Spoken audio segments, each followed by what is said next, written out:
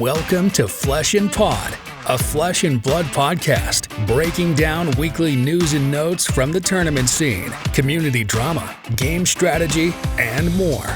And now, here are your hosts, Darick and Logan. Hello, and welcome to Darick taking his Don't Kill Himself pills. My name is Logan. It's Flesh and Pod. My name's Logan. I'm your host. With me, as always, is, I don't know, what are you tonight?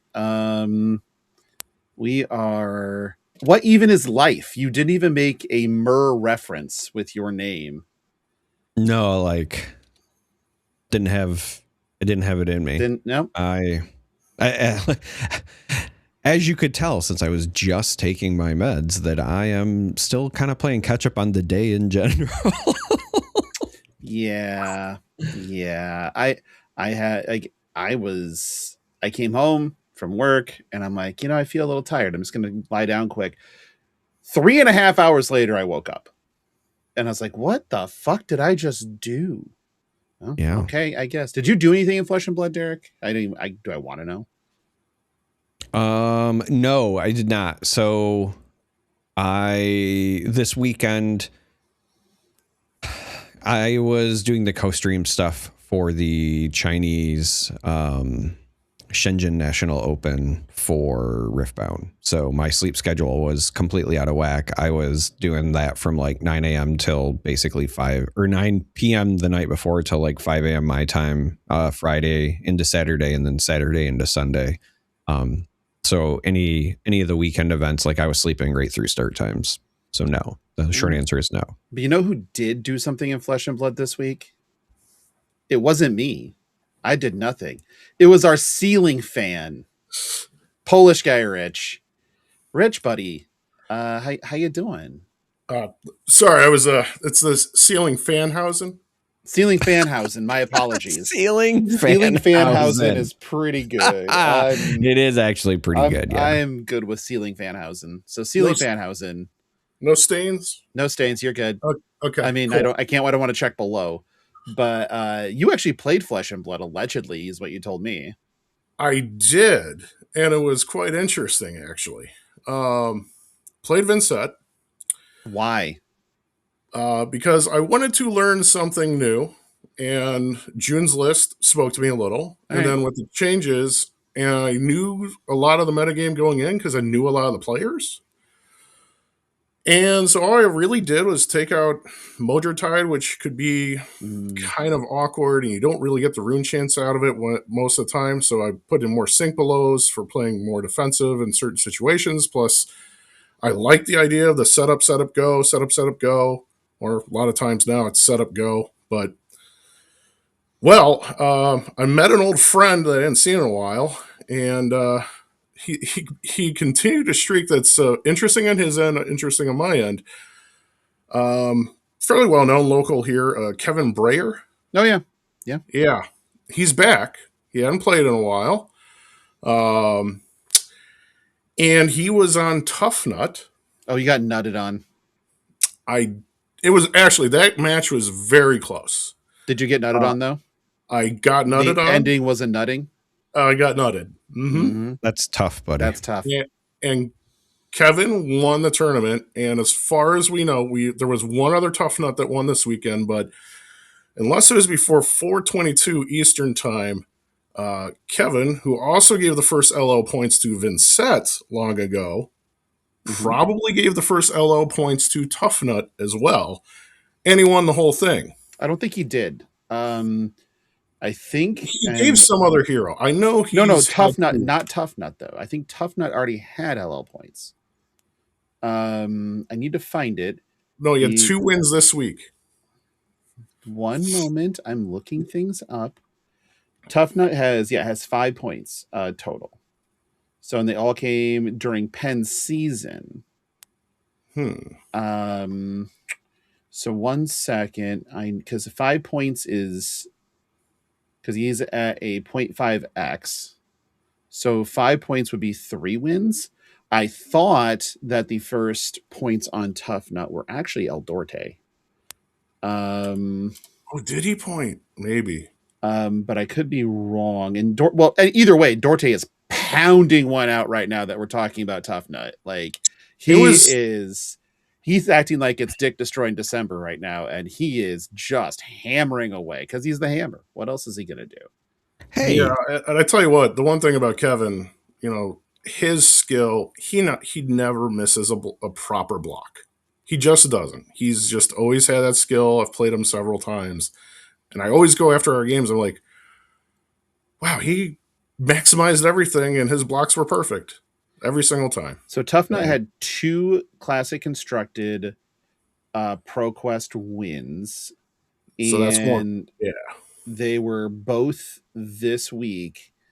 But there is that 5 points. That might be 5. That might be 5 points. It might be that it's 5 points per win. Yeah. So that might just be it. So I know Dorte did well at an RTN with Tough Nut.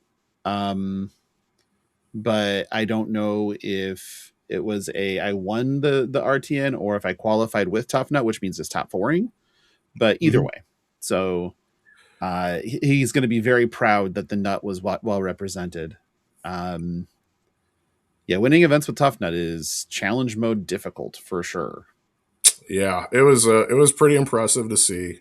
My second match was Phi, and it just, again, these setup turns just weren't powerful enough. It wasn't like the proper order of auras. It just wasn't quite enough, and I just got too far behind on Phi. Made it pretty close at the end, but it was just, at one point he was up 22. Yeah, you effectively can only block with 2 cards to have a 1-card hand. Right. In big set, and yeah, and I didn't see any sonatas early. Yeah. Which, Yep. So that will do. So it was good. It was good learning. I lost the claws, and I did practice with Reinar a little bit, but man, I tell you, the 18 to 22 damage Blood Rush Bellow turns don't feel as nice as the old ones. That's the 36 damage, or as Eugene did to me, the 43 damage Blood Rush turns. Is that what you're talking about?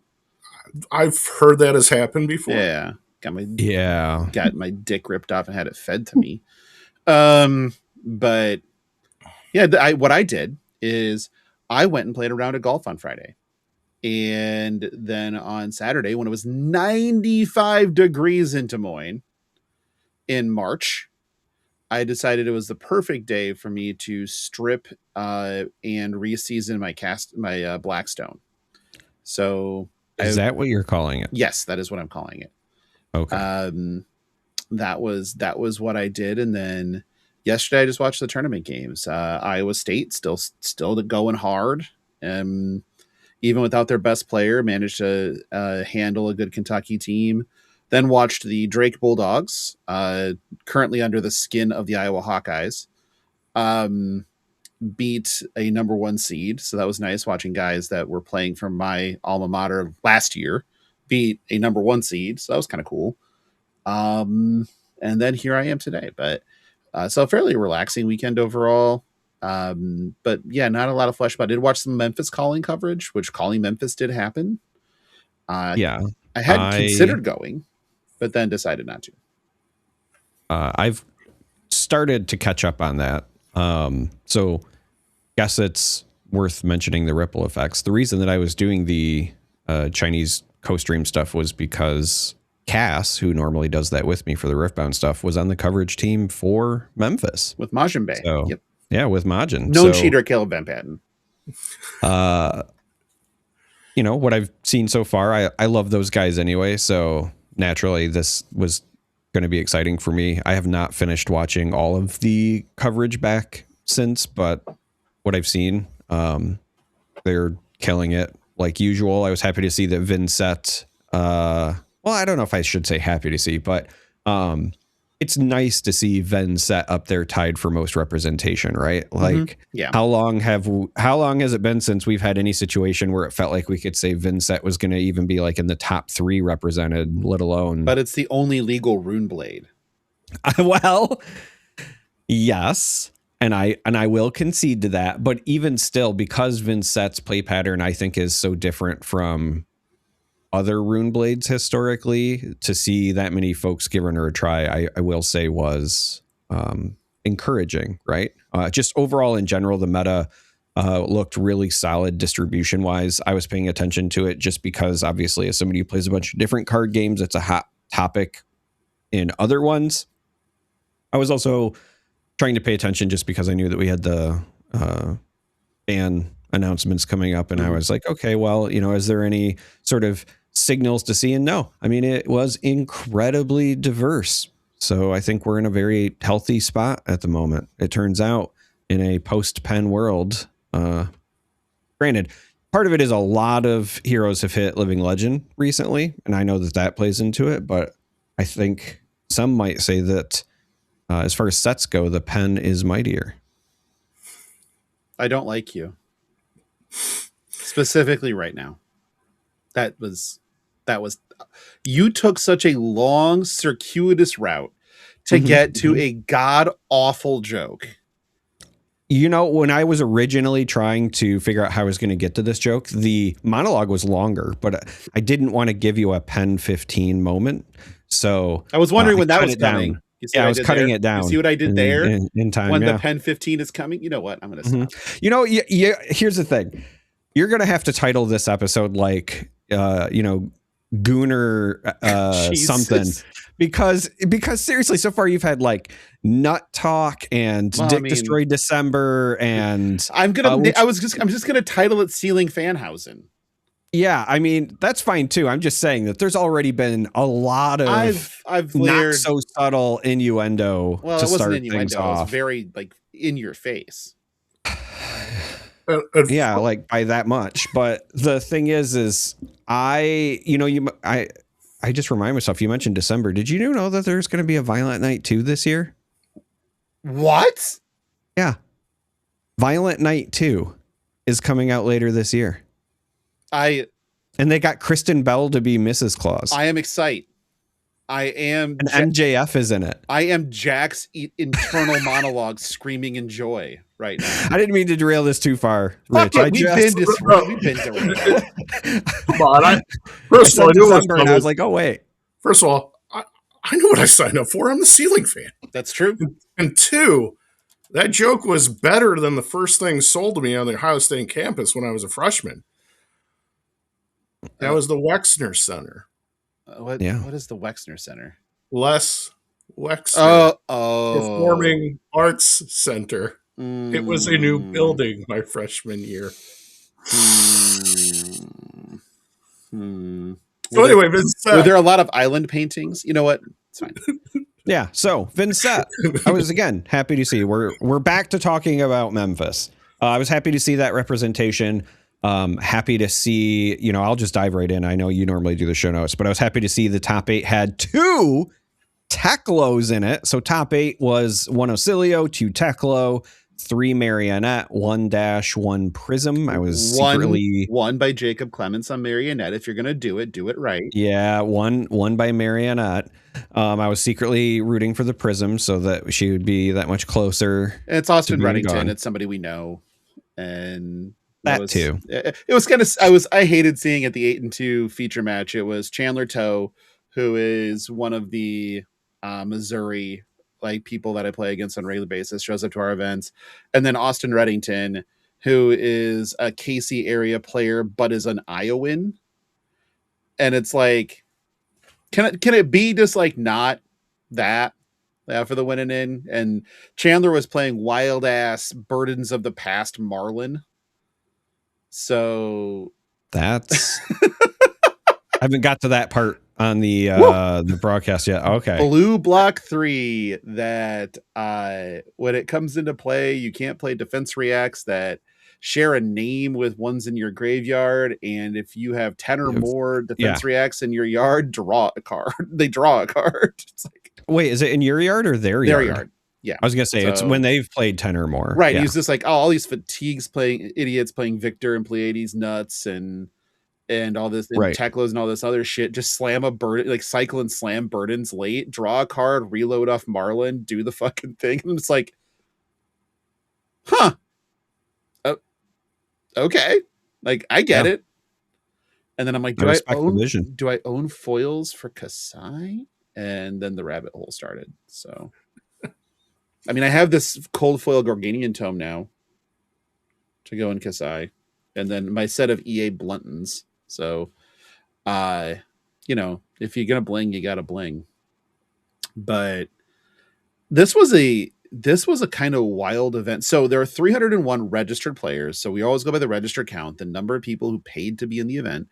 The player count after drops was 297, but 301 is the players registered, which is a good turnaround from some of the lower attended events we've seen. This felt diverse though. Like if you looked at the hero spread, it was diverse. Yeah, it was pretty impressive. And some of the stuff that ended up coming out with the super aggro Marios really seeming to have their way with things. I think we're diverse enough to be able to pretty much handle it, because a little bit of this was a lot of people assuming like Victor was good now and, that sort of thing. So it was just the gameplay was very interesting around a lot of games. I did get this. I was double screening this weekend, so I had two, the basketball tournament that I had Memphis on, so I was able to catch it all, and it was a good, entertaining tournament. And I don't know, and Vincent again. Listen, I tried her back when it first started, and that deck I picked it up in. I was like, I played several games with it and was wondering, so how do I win with this? And then everyone I would talk to was like, you don't. I was like, oh, got it.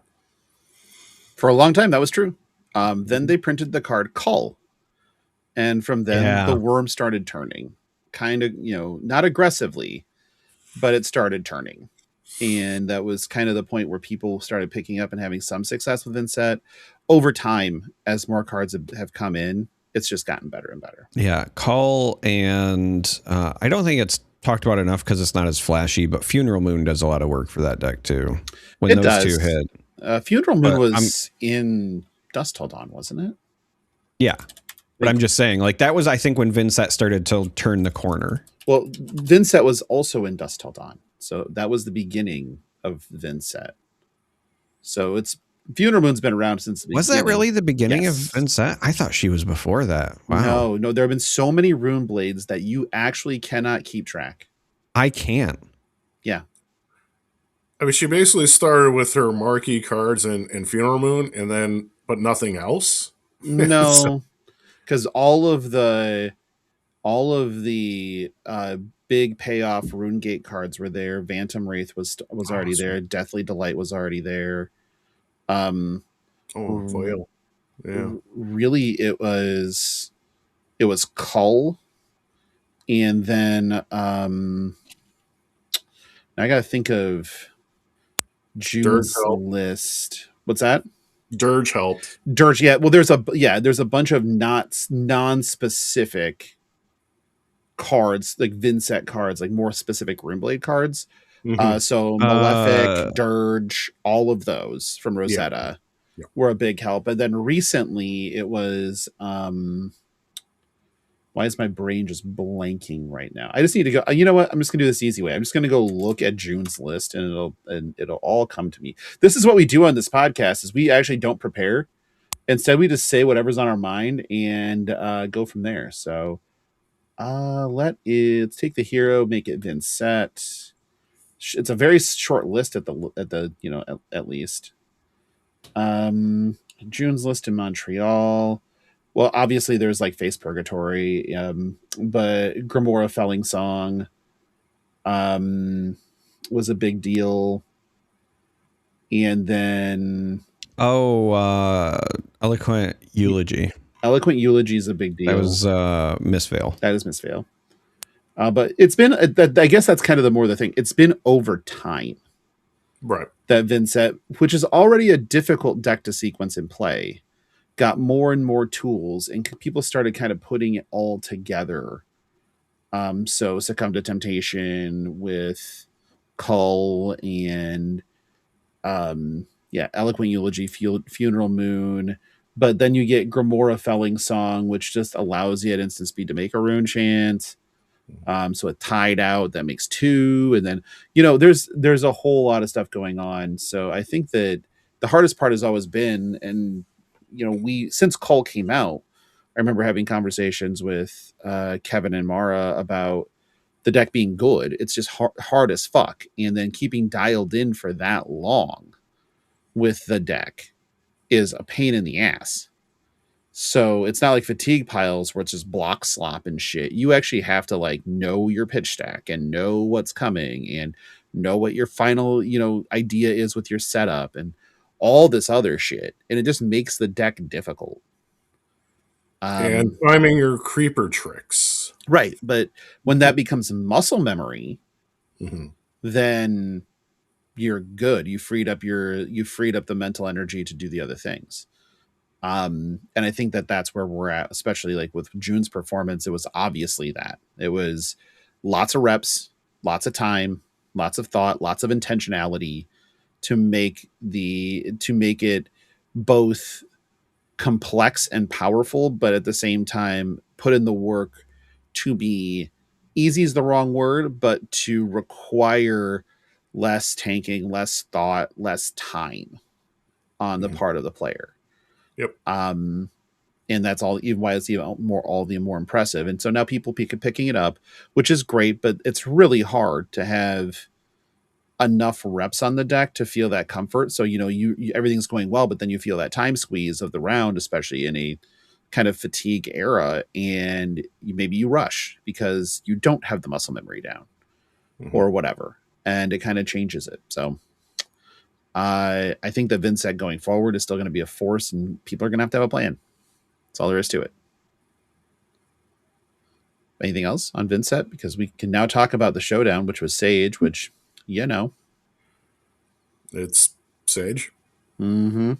Current iteration of Sage. Yeah. Anyway. I mean, that was Peter that won that, right? Peter Budensick. Yep. Peter on the Physical Wizard. On the Physical Wizard KO. Yep. 156 player showdown. Top 8 was 2 KOs. So, a reduction, at least in KO force. A Valda, an Oldham, 3 Iras, and a Florian. It's still KO's world. It is what it is. It does feel like Ira might be catching up. I feel like Ira's had a lot of strong showings recently. And I know that that's also not necessarily a flashy list, but it seems like it's just very sturdy. Yeah. But Rich, if you want to go play Claws, you can just do it in Silver Age. Yay. You don't sound so excited. I mean, no, my experience with Silver in general, I've enjoyed most of the games. It's just we have the obvious issue that's out there, and not much is going to change with that for a while. I have Fi, and it's a little bit of my own list, but its good turns are 18 to 22 damage. I've maxed out. Real question. Yeah. Are you here to party, though? I am not here to party. Cowards. All of you cowards. I'm not left to party with it, but I have be partying. I have a little bit of the more worth, the cards that are worth it to set up if you have a lot of reps on Fi in general, which I do. But the problem is that I play games and they're interesting. You think that kind of damage output's enough, and then you run into a tank like KO, and it's like, oh, that's just not enough. They have 8 armor. They present 16 a turn. Yep. Every turn. You would think 18 to 23 would be good enough. It's not. Not when they have 8 armor. Nope. Not it. It is what it is. But I mean, I'm sure we'll get to more of that later. We'll be discussing Silver Age for sure. Moving past. Go ahead. I'm sorry. One last thing. I mean, and I'll say that in general, just speaking to people, since I've been able to get out a little bit this season, pretty much everyone seems to have the same sentiment that it's not terrible, but it's just this cloud. Mm-hmm. Well, and they kept changing the shape of the cloud. It was, Yep. it was chain, and then it was Briar, and then it was KO, and it's like same cloud. It's just you keep changing the shape. Moving on to ProQuest Week 5, obviously with Verdant's dead. Victor actually was the deck of the week to the shock of no one when it comes to winning in a Verdant's-less meta. Yep. 20% win share by the horse. And the only other deck over 10 was Marionette at 13%. Final totals, Marionette had the biggest win share, 39 wins for 12% of the win share. But that tells you that it's diverse. We have a lot of viable decks in Flesh and Blood right now. And I think that that's a good thing, and it kind of leads us squarely into the banned and restricted announcement. Now, we're going to start in the nicest place, and then The CC part? slowly plunge ourselves into hell. The good part is no bans as of right now in CC. A lot of people want to see Remembrance gone. A lot of people have wanted to see Remembrance gone since the Reagan administration, I think. But I'll also say this, as somebody who with Huntsman has played Fatigue for a while, I'd be fine with Remembrance going. most people are. Like I legitimately, the games where Remembrance has mattered felt like even less fun than the ones where because you can fatigue without it. Like I don't think that it's necessary, but in the games where like it does start to matter and it's like clear it's going to matter, then I don't know, even as the person playing it, it feels like unfun doing it, because you both know when you're playing against players who understand what's going on, you both know exactly what needs to happen. So you're kind of just like mentally like, all right, what do we do to get through the next, 5 to 10 turns post the Remembrance, Sure. nonsense and whatever, to get back to the same game state we would have been in. It's usually the fifth visit the Goldmain estate that kills people.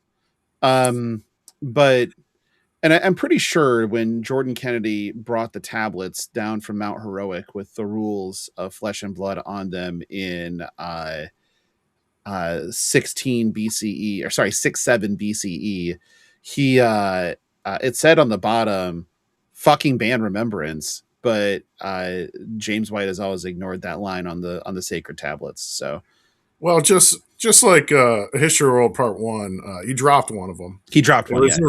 It was Remembrance one. Yep, that'll happen. Yeah. There were unbans, which is the kind of the first time in a while we've seen unbans. But in this case, it was Scepter of Pain and Rootbound Carapace, which makes sense. The offenders of those two cards are no longer present. Yeah. In the format, in Florian very specifically, and then also Verdance for Rootbound Carapace. Verdanche, as Logan likes to say.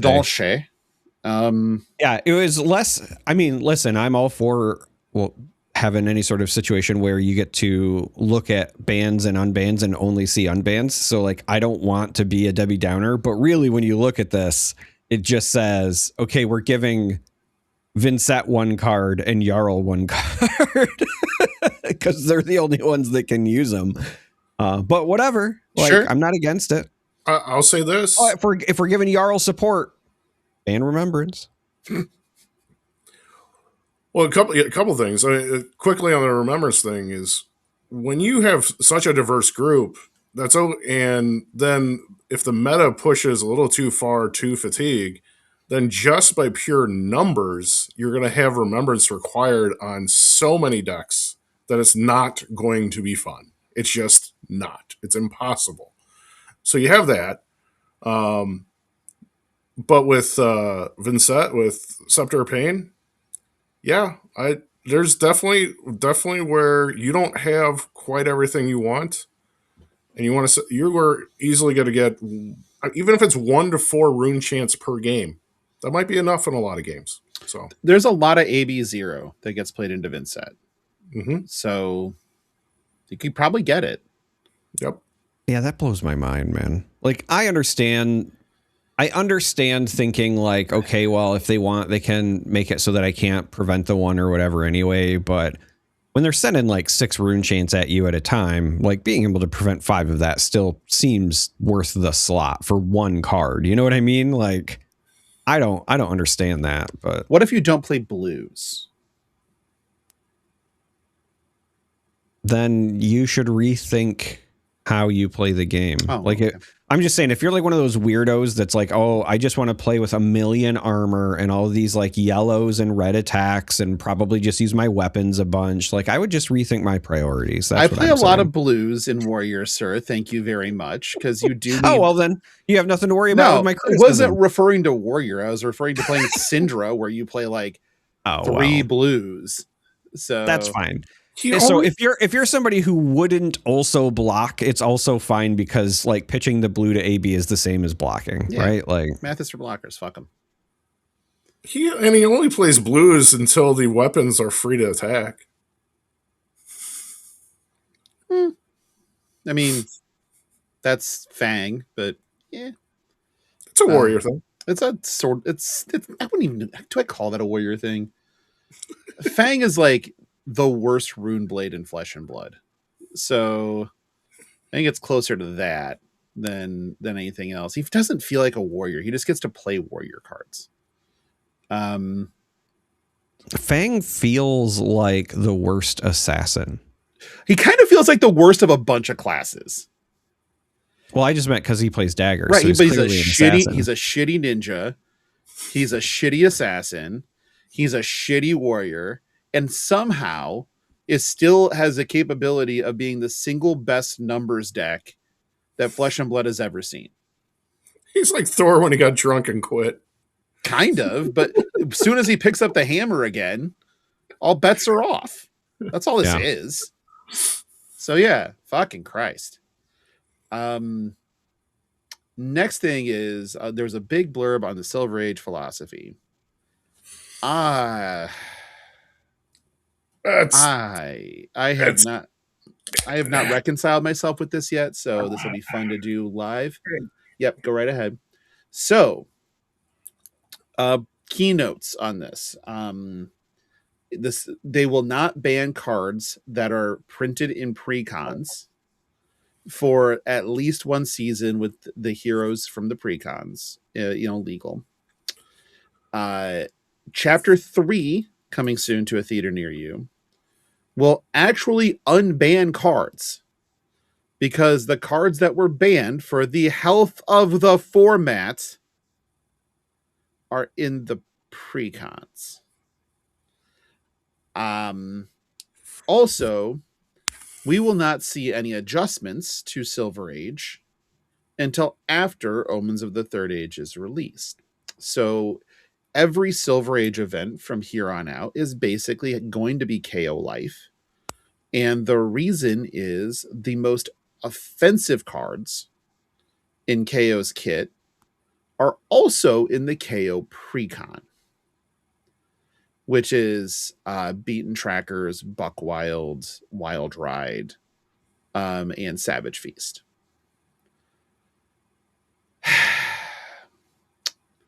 This is, I get it. They advertised these precon decks as a $20 ticket to the Pro Tour or whatever. I understand.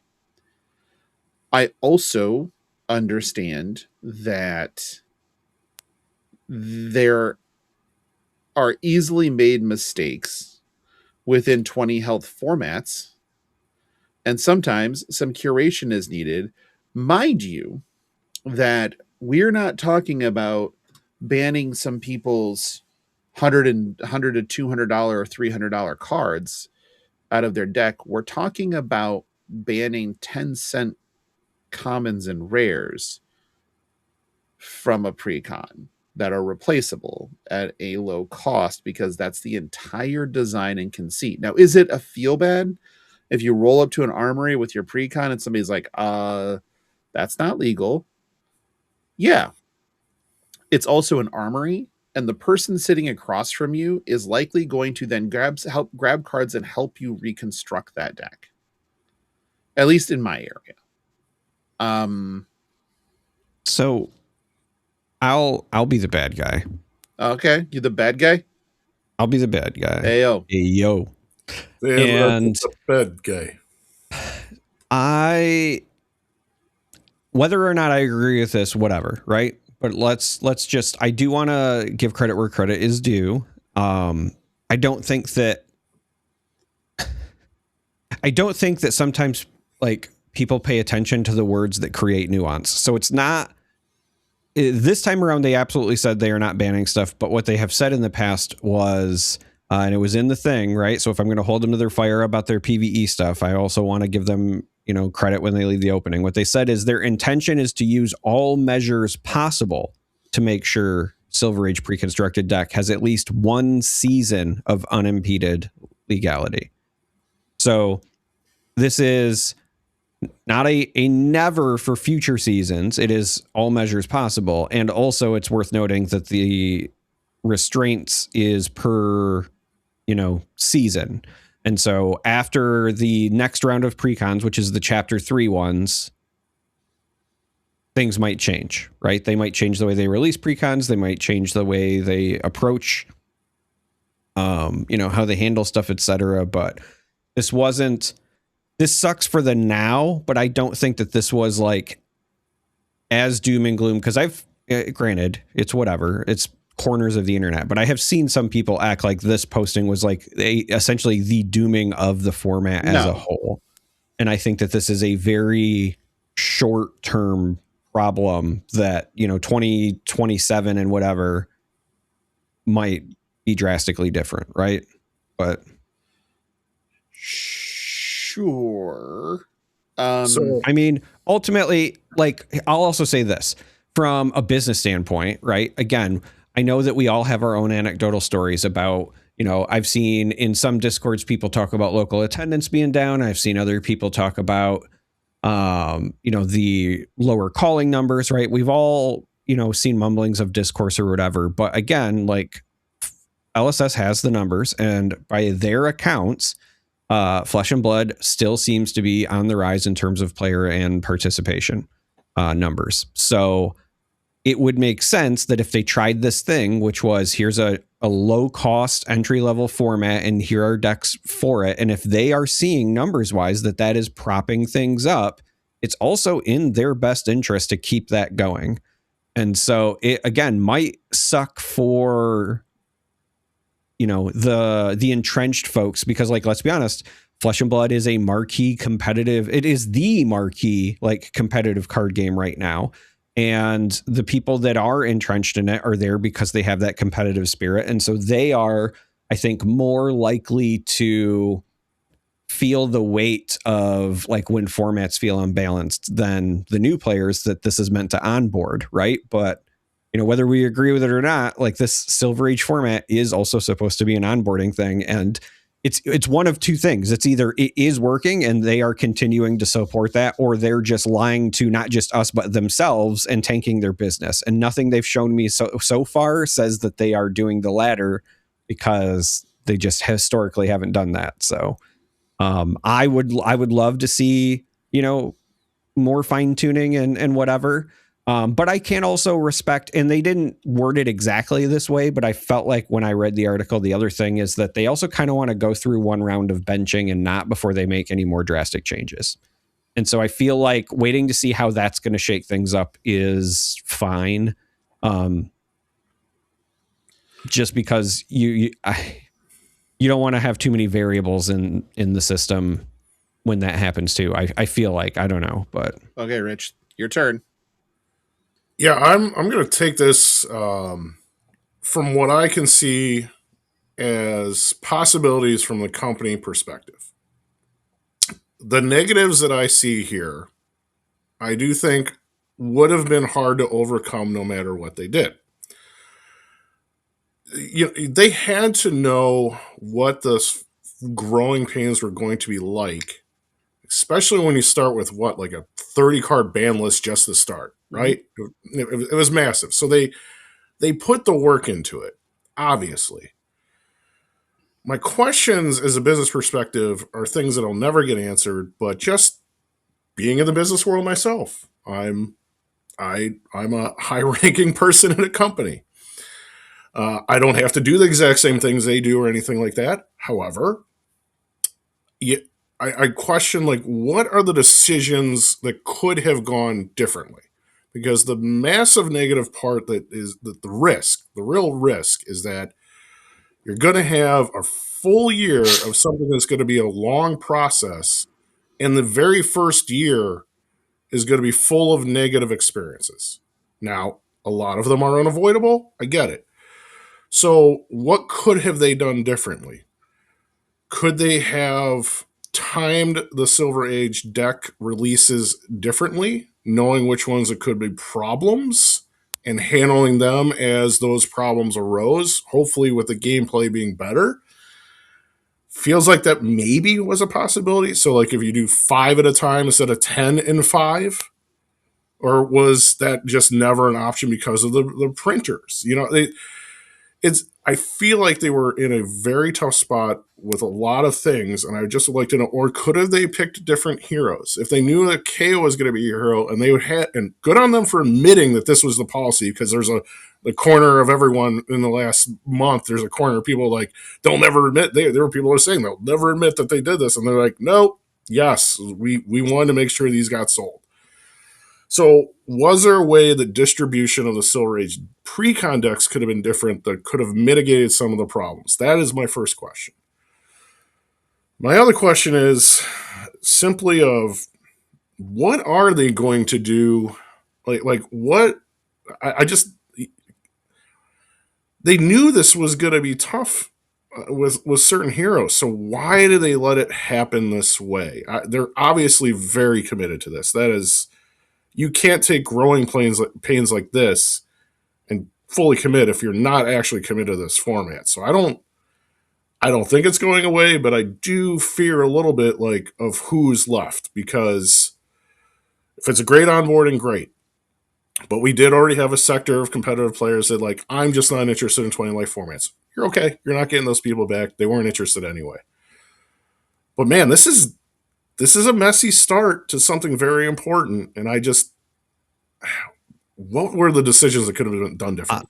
I suspect that they probably did some level of analysis and determination when, before it was Silver Age, right? When it was still in the early testing stages, and it was, project coded and whatever. I suspect that during that time, it wasn't just balance, but I think that they were also probably looking at how fast the format was developing meta-wise and amongst players and whatever during that period, to kind of figure out whatever their cadence was going to need to be. Because the reality is, I don't know that there was ever going to be a time where they could properly internally test anything close to something resembling a balanced format while also keeping up with their own set release schedule as well, and make this work. Because the thing that I think is sometimes lost in the discourse around this is that this is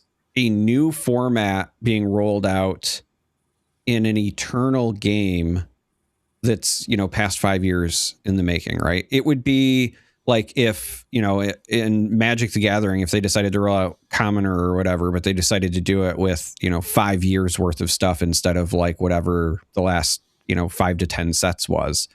So the balance pool was already, even with just like the commons and rares and whatever, huge, right? Like this, and you're not only trying to do it that way, but then you're also trying to balance it with the idea of, some of those cards were printed at a time when this was not a format that was being considered.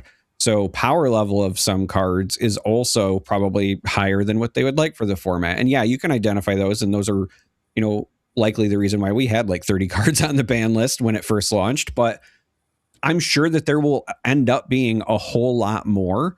I just feel like they probably landed on, because I'm with you, Rich, right? I feel like logistically and strategically, what they probably landed on was, if if we continue to try to test and refine things at the rate we're going, the returns that we're getting on our play testing is diminishing and will never catch up to the complexity that's being added by the new sets. And then on top of that, as you mentioned with the printer rollout, right? Once they got to a part where they were like, okay, this is comfortable enough that like we can sort it out, then you lock in the printer stuff. So if stuff then reveals itself later in testing or players discover something new or whatever, like that stuff's already on the way to the printers, right? So now we're in okay, we made that decision. We're going to live with it. What's the next best thing we can do? So I think where we're at today is honestly them just kind of doing the 80-20 rule of saying like, look, we were 80% of the way there. And we're going to do our best to catch up. And it's not perfect now, but we're going to do what we think is, again, 80% of the way the way there today, and that's this. And then, you know, when this third chapter of decks comes out and we're into the next season of Sage, we'll look at the 80-20 rule again. But I think it is going to be rocky, and I think that it sucks. There will likely be, you know, potentially a year's worth of less than desirable player experiences, but I also don't know that it would have been any better if they waited or delayed, right? Like that's the other problem. Yeah, they even took the 80-20 rule. Then they used the rule of 3 and added 1. That's Steiner math. Nope. That's Steiner math. Nope. I think my entire problem here is actually around the concept of seasons. The way that they are describing seasons makes them 4.5 months long. So you could just be in a dredge of dog shit for literally a third of the year with a format that you want to engage with, but knowing that a lot of the problem cards potentially will never catch hands because they're sitting in a pre-con deck and you have to wait it out. Like, that's not an experience for people that is enjoyable. What I mean, it sucks, but I mean, one of the ways that we can let people know that like the play experience sucks is you can either do that. If you can't beat them, join them, right? Like it is an affordable and approachable format. So, you know, spend the $20 to $30 to just pick the thing that you're annoyed with and play it. And yeah, like I get it if that's not your play style and you don't want to do it, but it'll send the message if everybody does that. And literally like 70% of events are all one hero, right? The other thing is, you know, the old adage of like vote with your wallet, you know, we'll just see participation drop. And if that sends the message, then that sends a message. And I don't want to tell people like, hey, like this thing that you enjoy, just don't do it. But also like if the current state is something that you don't enjoy, like as your friend, don't do it. Like go find something else that you can do to make you happy because I'm just not in the business of wanting to tell people on a Flesh and Blood podcast, allegedly, to not fucking play Flesh and Blood. Like, I would. That's not great for evangelism, kiddo. Like that's fucking bad. There are ways you can look at it. I am not saying don't play There are ways Flesh and I Blood. can look. No, you said vote with your wallet. You said don't do events. That's stop playing Flesh and Blood. I am saying don't do Silver Age events. Christ, go play the Classic Constructed. Yes, go play your Limited. Go ahead and find your little fucking corner case because now we're just going and playing the semantics game. No, there are a lot of people that are getting onboarded. Your words. Right now, onboarded, absolutely, with Silver Age, and that's what they have. We have not solved the fact that Flesh and Blood is still an expensive game. It's gotten a little cheaper, but it's still pricey. It is still pricey. So, a lot of people's pathway to play this game is simply Silver Age, and will be for a while as they are ramping up. And now you're basically, and I get what you're doing. You're telling him to play Riftbound. You fucking sleeper agent. No. If I was trying to tell you to play an affordable game, that's not the one that I would pick right now. I mean, it's gotten more affordable though. I mean, if I was going to like evangelize an affordable game, I would say Star Wars because that's incredibly affordable right now, especially if you're not caring about the bling stuff. Like you can play that dirt cheap. But my point is like, look, I would prefer to always have the option to tell people to just go play. And I definitely want people to play. And again, like I said, I think LSS sees that more people are picking up the game and playing it, which is why they are continuing to do this.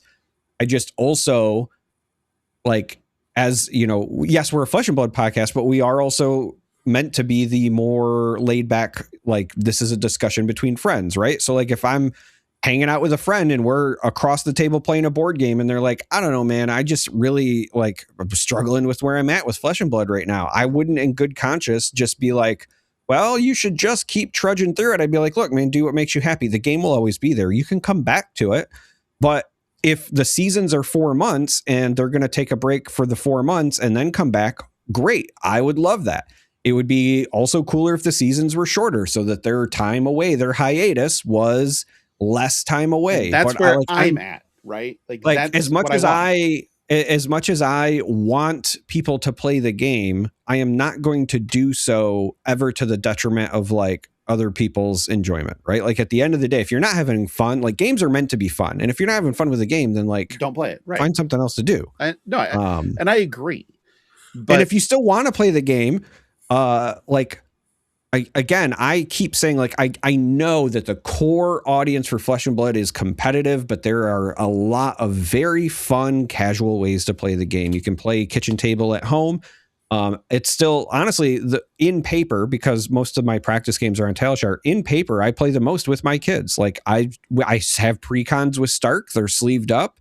We've got a box full of them. And he's like, hey, Dad, you want to play Flesh? He just calls it Flesh, which is really weird. So much. And I'll be like, yeah, sure. And he'll grab a deck and I'll grab a deck and then we'll play it, right? Like, doesn't even have to be a format. Like, you can still play Flesh and Blood and you can do those things. I'm just saying, like, if you're trying to chase a format and whatever, and you're not having fun, don't do it. Or if you're not having fun with that hero, it's Silver Age, like spend $20 to $30 and get another deck. Hey, Rich, I just saw across my phone that the Cubs are finalizing a long-term extension with Pete Crow Armstrong. So thanks again, Mets fans. You're welcome. So, first of all, you're welcome. Again, and as long as I ever know you, you should say that at least once a month. At least. But there's a couple things that you guys brought up, other than me unzipping again. Was that... First of all, I think one of the big things is we're going to get a comment of some sort in 19 days. We're going to see what that deck distribution is, and we're going to see if there was a collective decision at the PT about this. The other part that I think the part that does feel bad, especially in the length of time, again, we went over the distribution stuff, so it was almost like I wish like the Silver Age decks had like 3 years to be like print to order to help with the onboarding. We're not gonna, obviously that's impossible. But the other part is that does feel bad, and I understand the sentiment of the people that just don't want to touch the format after trying to force themselves, even after a month that we just had.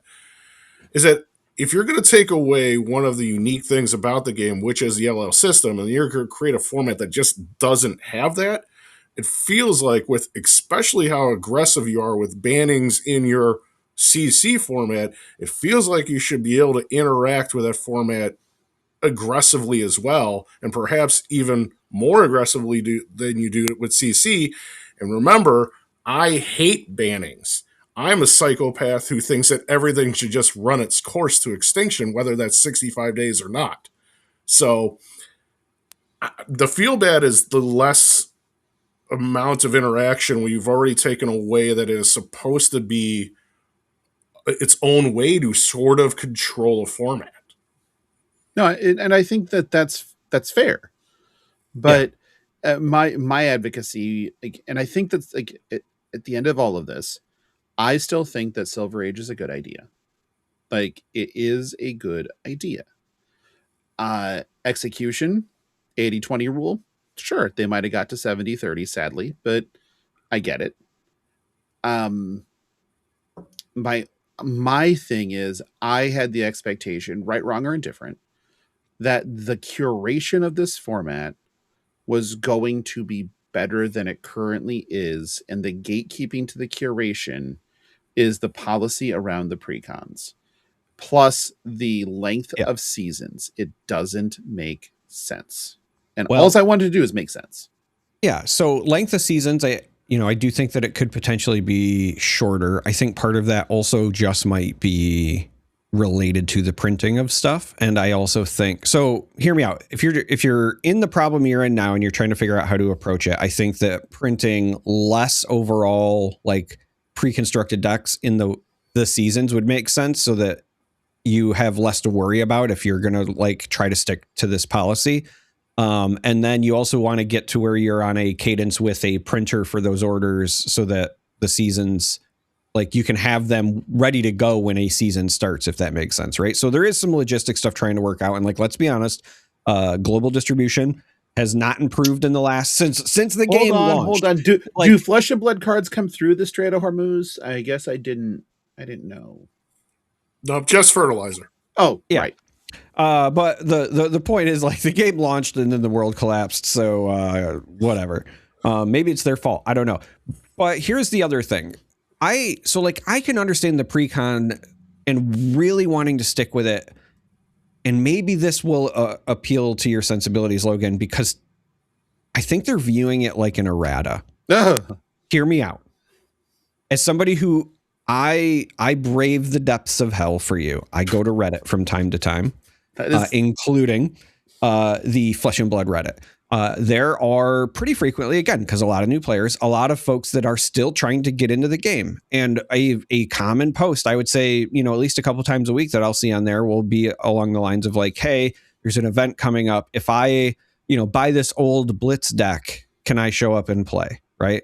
Can I buy this old whatever? And then you'll get the people that are like, well, no, because it's only like commons and rares. And then they're like, okay, well, if I just take out the more expensive stuff, can I play? And then somebody will be like, well, actually, like if you buy the chain one, then you have to pull out seeds and you have to do whatever. And the hero card, because chain's not legal. Sure. Right. But like there's that whole thing to it with the Blitz decks. And so if what they're trying to, sell is this being the introductory thing of like, you can buy this and it's legal out of the box. Changing that is like almost erratating a card, because now the thing doesn't do what it says it does, right? And the marketing and everything for this was, you buy this and you can go play.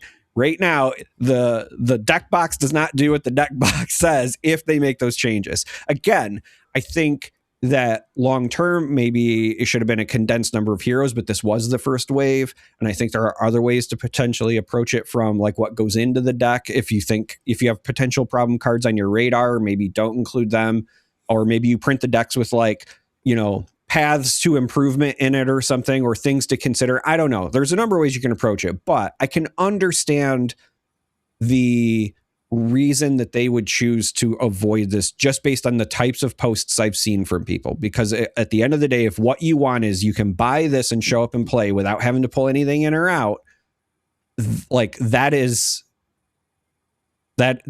like an ideal like first experience, right? So like I get it. Rich, final word. I just have to share a commercial idea. I'm picturing someone in a card shop, and it's a spoof. And someone asks someone else, hey, do you like Mr. Brightside? Yeah, I do. Okay, buy that Chain Silver Age pack. They buy the Chain Silver Age deck. And then they go, okay, now walk over to the trash. Okay, put it in the trash. Buy something else. You can buy something else. Okay.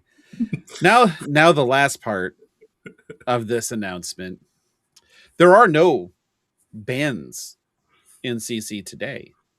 However, we have been made aware that on May 28th, Channel Lightning Valley, Electromagnetic Somersault, Phantom Tidemar, Ringpy Blade, Skyward Serenade, and Volzar, which is the Ocilia weapon, will be banned at a minimum in Classic Constructed. Now, That's a lot. I have a theory.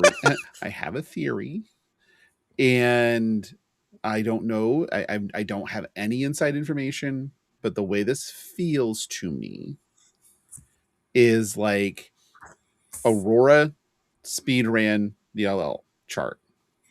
with an Armory deck printed with a misprinted card. Banning the misprinted card, by the way, sure. I said they should have done that back when Aurora was still legal, instead of rotting the fucking thing, because fuck that. But what this tells me is they panicked. They rammed Omens of the Third Age through the dev cycle so that it could get printed in the least amount of time possible to get Aurora back in cycle to try to undo the mistake. And in doing so, they created a horrific snowball effect. And this is the result of that snowball. That is my thought. Because, and then the other thing that I want to make sure I bring up on this, and then I'm just going to kind of let you two have at it, is the timing of this announcement is both the best and the fucking worst. It's the best because it's a lot of notice that, hey, these things are going to change. It's the worst because we've had the text of the heroes from Omens of the Third Age for 3 weeks. And that was 3 weeks of time for people to buy a set of Channel Lightning Valleys, to chase down and overpay for the original Aurora Armory deck so they have Skyward Serenades. And why, if you knew this was a thing, and maybe they didn't, but it's hard to say I don't know that that's true. I don't think that's true. Did they not have this announcement at the exact same time as the trailer showing the heroes? Why on Polymarket can you place bets on things that are going to happen in Iran and then have those things happen? Like, insider trading is not illegal when it comes to things that are not like actual regulated securities. So the answer is, I'm going to put my tinfoil hat on. Josh Scott specifically. Oh, God damn it. wanted to make bank. And so he was like, I have this binder with 30 channel. 30 None channels. of this is true. None of this is true. And if you're not understanding, I am doing a bit right now. I would never actually slander Josh Scott, but my working theory is Josh Scott has 30 CLVs. It's not even that many. He unload. It to me, one, I very much so appreciate that they are already going, we understand there's a problem. Before there is a problem, we're going to make these changes and not have another Zephyr Needle issue, right?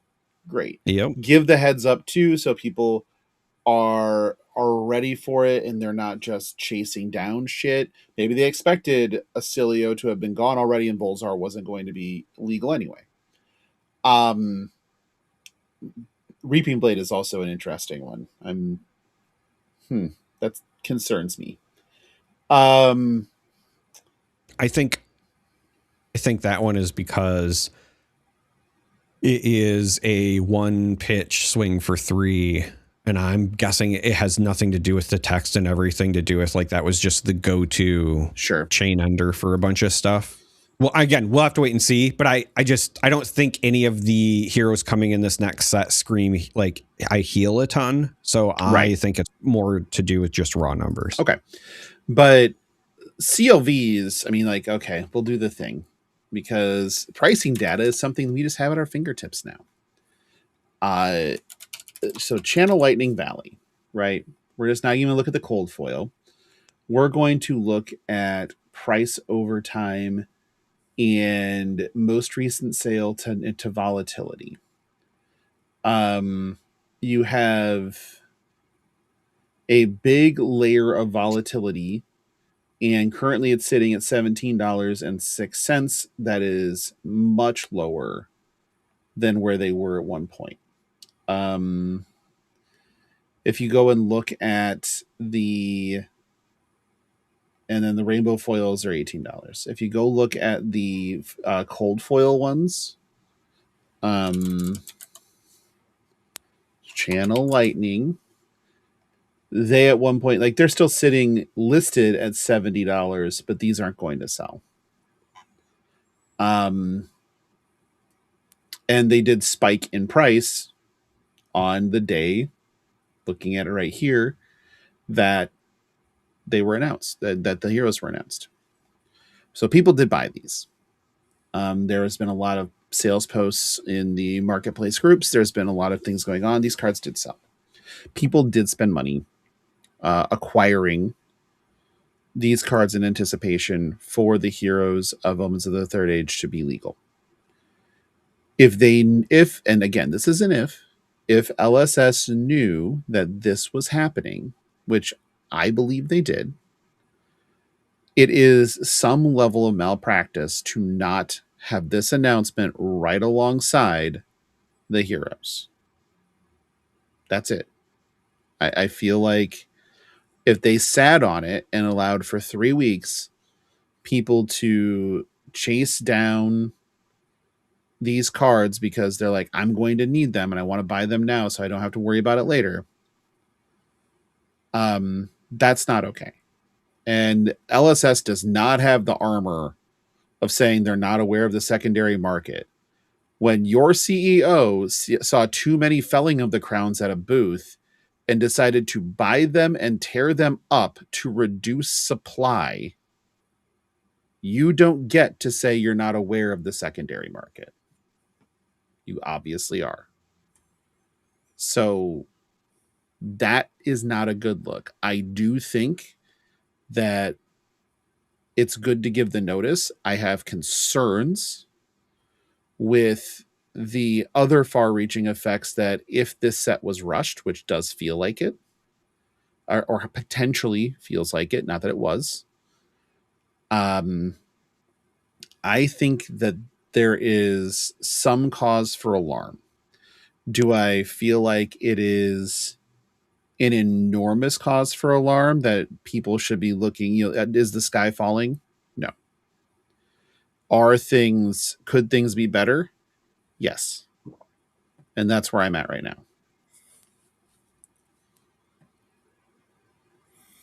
I agree. I mean, that's it's really hard to refute any of that.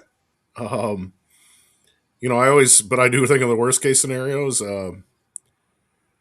It wasn't that many years ago that there were deals that LSS had with known finance guys, for lack of a better term, and those no longer exist. So I'm glad they don't, because I don't think we would have gotten this announcement if they had. But it is a very weird thing to do this much this early. And yeah, I don't know. It saves some time now, but it's hard to refute what you're saying. Saves time overall, but it's hard to argue against the timing. I don't remember those partnerships. I just remember like early on in the game's lifespan, they had that deal with that. It was like to promote the 1993 film starring Sean Astin about football. Who died today? What? Yeah. Sean Astin died? No. Oh, Rudy died.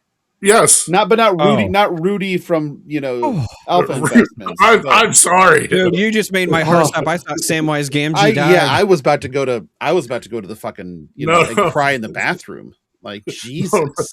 The real Rudiger. There's some good in this world, Mr. Frodo. Can't kill off Sam. Can't kill off Bob. Like, Stranger Things is only the conscious of the show is Bob. No, I meant oh, perfect. Bob Newby did nothing wrong. It's true, though. Well, he did at least one thing. Okay, wrong. one thing, but he didn't know it was wrong. To be fair, was not. To be fair, was not. His intentions were pure. Yes, he did as though the pure heart. If he was Longshot, the mutant character, his luck would have turned, and Will would have not been sucked into the. I love Longshot. Longshot's gas.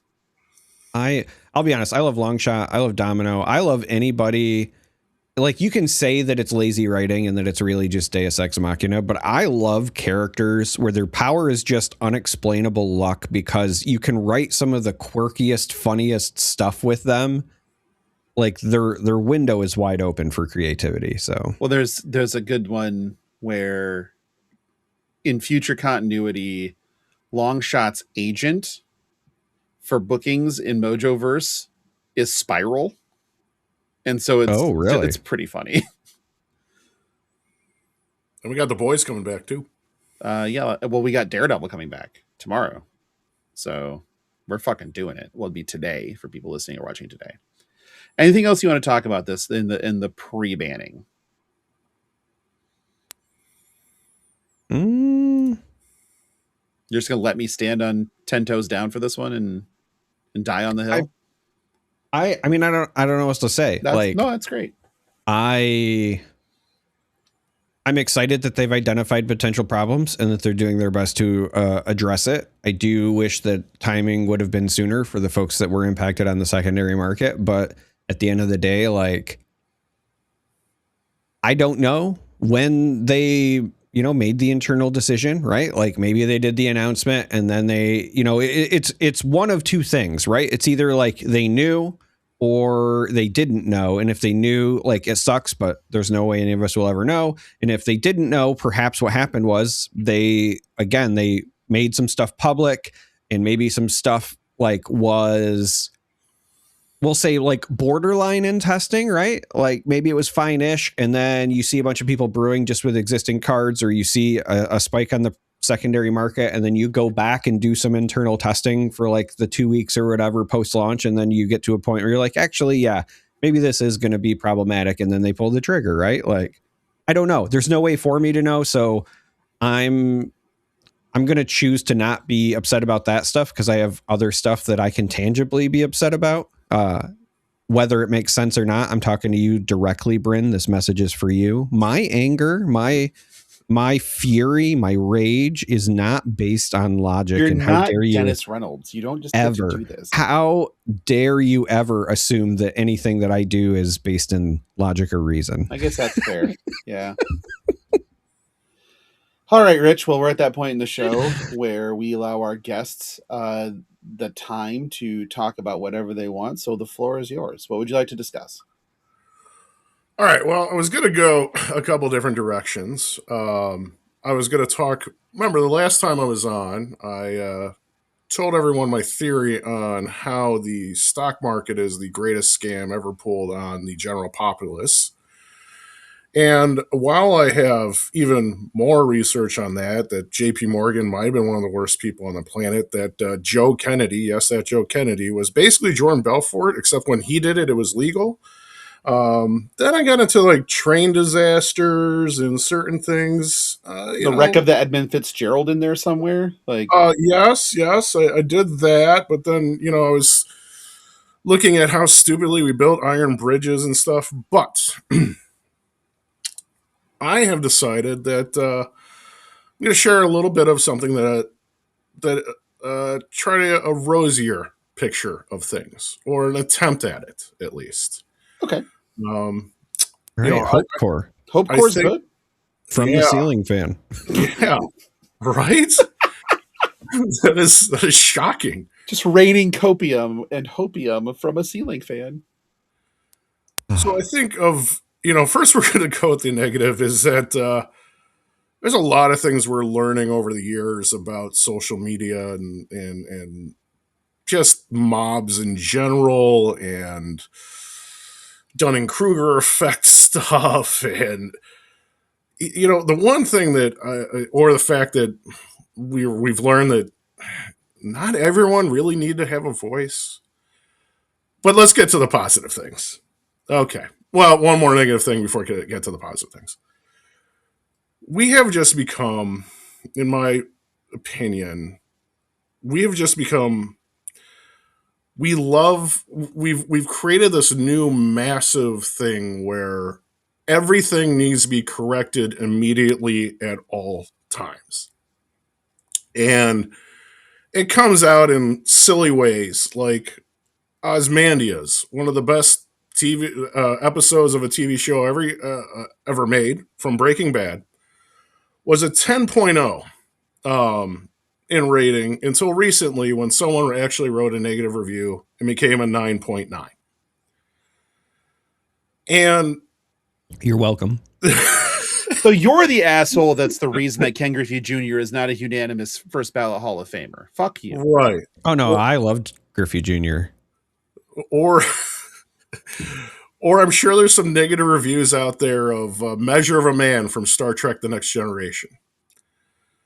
But, we just don't have to do it. And I catch myself too, because, it is a folly of people that are smart or are researched.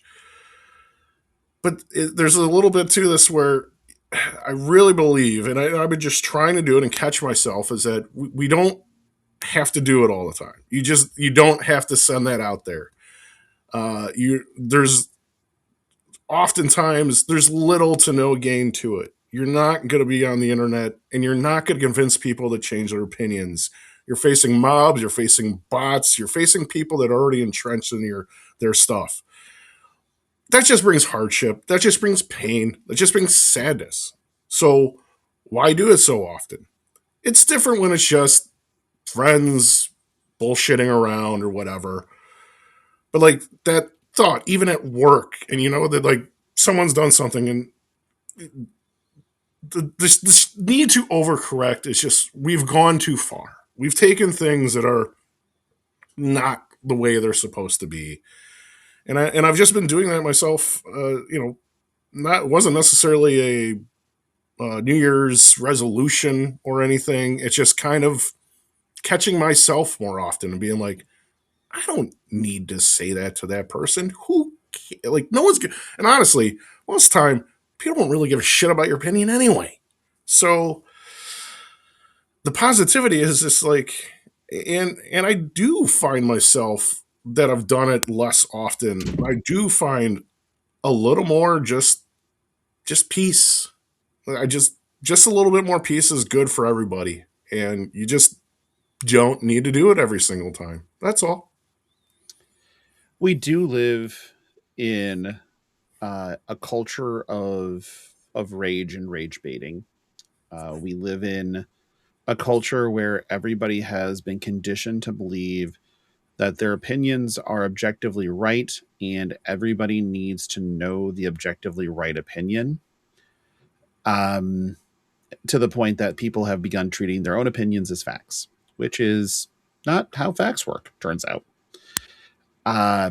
And yes, a lot of that is an easy blame on social media, because you took people who were scattered of like minds and created an echo chamber, created a system that allowed them to have echo chambers that spread across the world.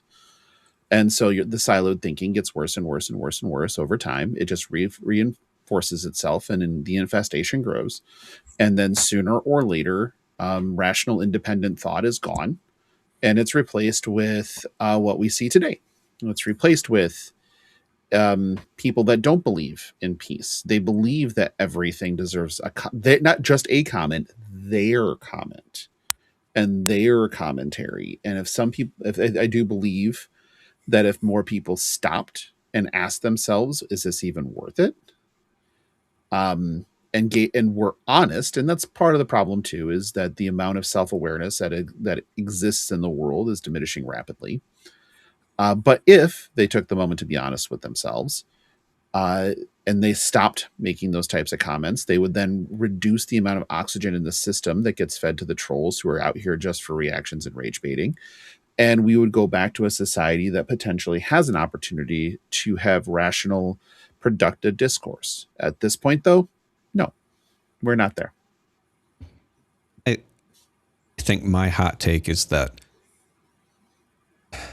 social media is not necessarily to blame or the cause. All it did was it provided reach that didn't exist before. Right. Yep. Right. Absolutely. Like all of the stuff that I have problems with these like larger scale interactions are things that like I remember pre-internet days still experiencing. It's just that when it happens on a personal level, or even if it's not like truly personal, but we'll just say like, like an extended like acquaintance of acquaintance level, if you will, whatever you want to call that. There are infinitely more ways to insulate yourself from it, right? Like, I'm sure we can all remember, those of us that are old enough anyway, having, that one friend that dislikes the popular thing just because it's popular, right? Like the contrarian.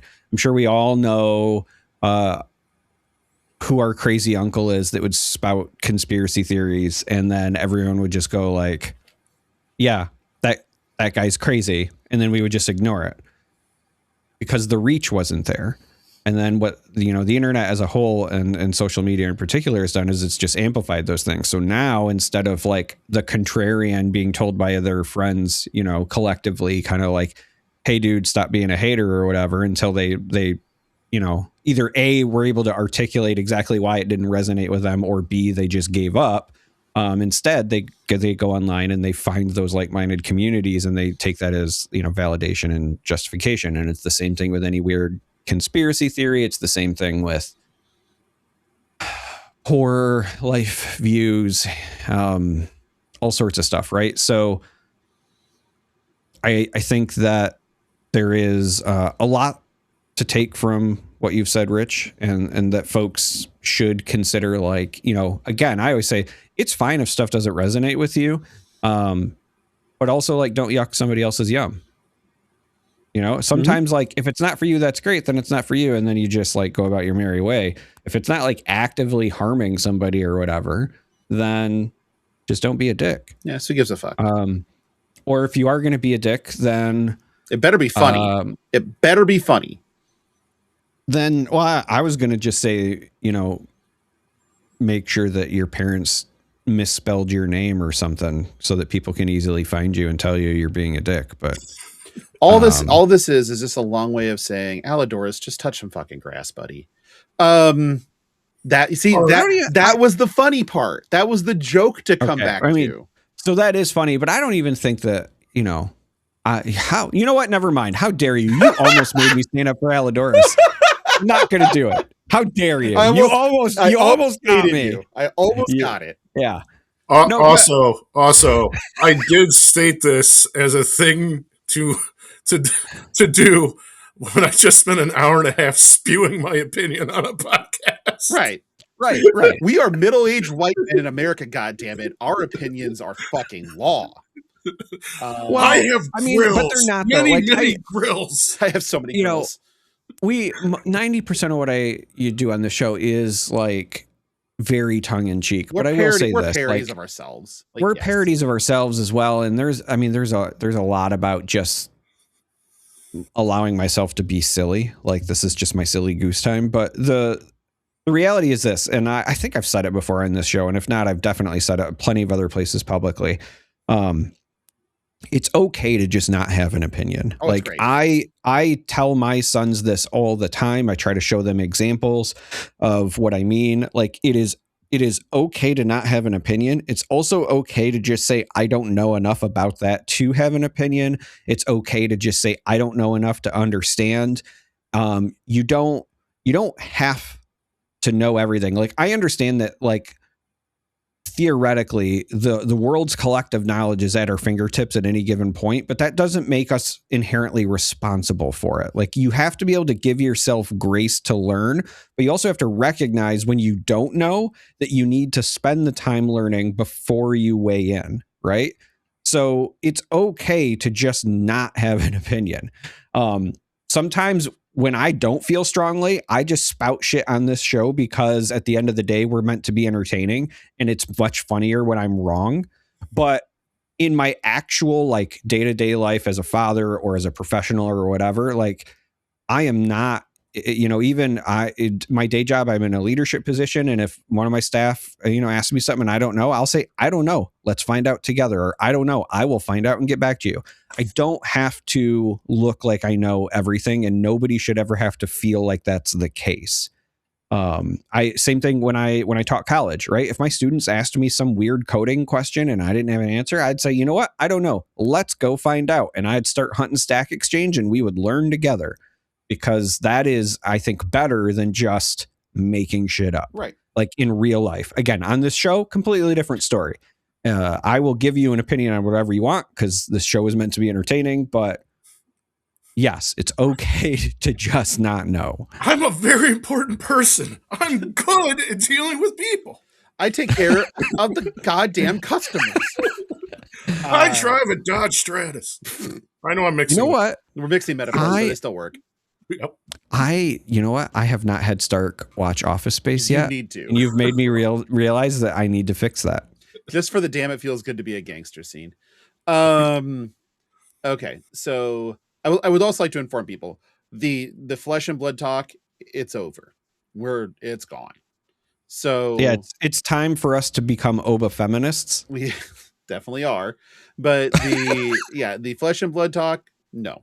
So if that's what you're here for, feel free to stop listening.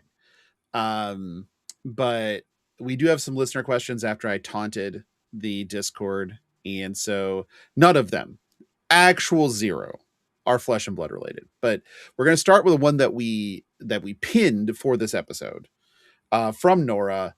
U.S. barbecue power ranking tier list. Okay, Rich and I spent some time identifying the players prior to the call, and they are as Texas barbecue, Kansas City barbecue, Carolina barbecue, Memphis barbecue, St. Louis barbecue, and the most powerful of all U.S. barbecues, Korean barbecue. Okay, so let's discuss some of the merits of each. Texas barbecue. What's good about Texas barbecue? Correct answer, nothing. It's the fucking worst. It's dry. I didn't want to be the one to bone dry break bullshit. the ice after I just said all of that stuff about having opinions and whatever, but I'll be honest, it's not my favorite. It's not good. No, it's going to be near the bottom. We're going to put that towards the bottom real quick.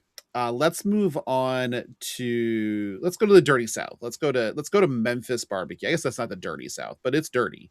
Let's go to Memphis barbecue. So we're talking that Beale Street barbecue, fatty beef, fatty pork, seasoned, sauce on the side, not slathered.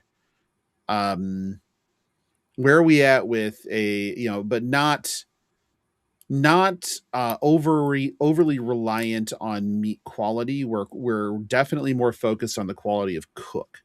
So where are we with Memphis barbecue? The variance is just so high. It is a high variance barbecue, that is the problem for me, because if you get good Memphis barbecue, you're just in heaven. You're Al Bundy on the couch at the end of the night. But if it's a miss, it's usually prettier. I was going to say, for me, I didn't know where numerically we wanted to put it, but it felt like a mid-tier ranking. But I was literally going to say it's only mid because of the variance, like the floor and the ceiling. Like if we're talking just ceiling experience, it'd be like probably a top 3, maybe a top 2 for me. But it's the most pork and chicken oriented of them. I will say this, as somebody who, I ate beef and pork for a very long time, but I no longer eat that. So I'm strictly like a chicken or other, fowl meats type of barbecue person now. I do appreciate that it is more chicken friendly than some of the other options. Yeah, so I'd say for now we've got Memphis roughly like 4th and Texas 6th. Texas is 25th. It's in a sixth thing list. Fuck, we have a top 5 and the one that dry bullshit. Next, let's go to Carolina barbecue. So this is the mustardy, vinegary, sort of slathered sauce barbecue. Again, more of a more pork oriented, again, less beef oriented. Lots of chopped pork, I think, is one of the big things with Carolina, but the sauce is sort of the whole big thing. I was going to say it's definitely the sauce. You can also find it. So even though it's like a barbecue, you can find usually some like decent gyros, things like that with it as well. For me personally, this is probably number 2. And I say this strictly because I like mustard, so I like the tang anyway. I like a sauce first form of barbecue. Because to me, if it doesn't have like heavy on the flavor and seasoning, then it, especially back when I was eating it, I was like, well, then I'll just eat a steak if it's not going to be too overdone. Like, to me, part of the barbecue experience is the slathering. But I also rank it so high because of its versatility for the reasons I just said. Like, I've had really good Carolina barbecue, just the barbecue. I've had it good like with rice. I've had it good on sandwiches. I've had it good in wraps. Like, it just did everything I wanted it to versatile. do. Yeah. Yeah. So for me, it's like a top 2 or 3, but not my first. Okay. Yeah, it's going to be 2 or 3 for me as well, but I am cheating just a little. But I do like a mustard sauce. I do like the vinegar sauce. But I'm sitting here in Hickory, North Carolina, and I've got this delicious barbecue in front of me, and I've gotten a piece of sausage too. And I can go across the street to the general store, and I can get hot chow chow in a jar and throw it on the sausage as well. It's gonna be 2 or 3. And again, this is taste based, because if you don't like mustard based stuff, right, you're not ranking it up. So, but for me, it's gonna be 2 or 3. I'm putting in the mid. I'm putting that in that tier. I like the sauce. Okay. The wet mopping, is, I mean, I like moist, but I don't like overly saturated. And sometimes Memphis hits that. Give me a wob any day of the week, buddy. Oh, sure. I get you. But let's move to St. Louis. Now, St. Louis is a controversial choice as including in here, but I think because of St. Louis, effectively their ribs and how St. Louis leverages sauce to create St. Louis style ribs, which are smoky, very tomatoey, little spicy but tart. And St. Louis is like one of the few places that doesn't try to introduce smoke really at all. They're here. It's effectively an oven rib, or an oven barbecue, but still very good. I think for me, this is the 5, but it's like Texas, St. Louis still, because Texas is just trash. I have the exact same comments. And, it's not that St. Louis is bad. It's another one where you got to be in the taste for it, especially if the sauce is a little thick. That does happen a lot. Yeah, so if it's a little too thick and it can get a little too much of that way. But again, we're talking, it's only 5 because these are 5 great barbecues, and another one that Texas, we had to add, and that we had to add because it exists. So, so moving on, Kansas City. So when you're thinking Kansas City barbecue, you're thinking very specifically seasoned, with a lot of things like cumin and celery salt. That nice barky rub that they then slow smoke. Like, they've been slow smoking the same brisket, I'm pretty sure, since World War II. And to develop like a perfect bark, a perfect smoke ring. Like, they are obsessed with having that set up exactly right. And wildly, and I found this out at Jack Stack last time I was there, or the time before, where I was like, why does everything default to French fries? And they're like, oh, that's actually a Kansas City thing.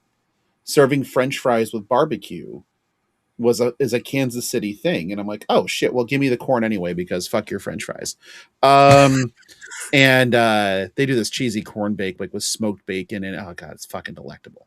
But and also calorically dense. But so here, and then when you're thinking of their sauces, it's a very thick, like, KC barbecue sauce is rich, but they do not slather stuff in it. It is usually on the side, maybe a light drizzle on something when it's served, but mostly just on the side. Where are we putting KC barbecue? This is the top of my list, by the way. I think that this is like KC barbecue is 1 for me. This is what was competing with Carolina for my 2 or 3 slot. Okay. So wherever the one is, put the other. Sure. Rich? It is my number 1 slot because this is the style of barbecue that I personally learned, and the rub that I used is based off of this, and that's how I first learned it and did my best to perfect it. I used to cook for July 4th parties with 30 plus people. This is I love this style. Again, I throw in things there like the cumin, the a little bit of white pepper. Yep, that's another good one. Mm-hmm. Just and so obviously I'm biased here because it's what I've learned the closest to what it was. But we had a good place here when I grew up. So that's what I fell in love with first, and that's what I taught myself. So it's got to be number 1. So that leaves us with Korean barbecue. Now, when you're thinking Korean barbecue, this is non-traditional comparatively. This is not slow cooked at all. This is rapidly fired. You're talking about mostly thin meats with a variety of spicing and marinades that are usually self-cook. The biggest one being the varieties of bulgogi. Bulgogi is Korean for the taste of God. And also things like, garlic shrimp and a lot of great, honestly, when you can just sit there and throw fucking thin sliced meat that's been drenched in like this sweet sesame sauce with a little bit of spice to it on a grill with some pineapple and then layer that shit together and eat it in like 7 minutes. I don't know it's very hard to compete with that because holy shit, is that delicious. So that's my 2. If we're going to give Korean barbecue a spot, it is 2. If we're giving a spot, that was my 1. That's why the other 2 are competing for 2 and 3. And the reason is because, we talked about variance being an issue with some of the others. The thing is you control it. You control the variance. You control the variance, but even still, like I've had Korean barbecue across a lot of different places. And even though it's very often different, it's still also really good no matter where I go. So... All right. So I only had the 3 spot left for it. But if we average us all together on this, it wins the 2 spot over Carolina. So it would go to 2 if we average our rankings. So, and I'm fine with that because I got the same comments. I didn't even know Korean barbecue really existed 10 years ago.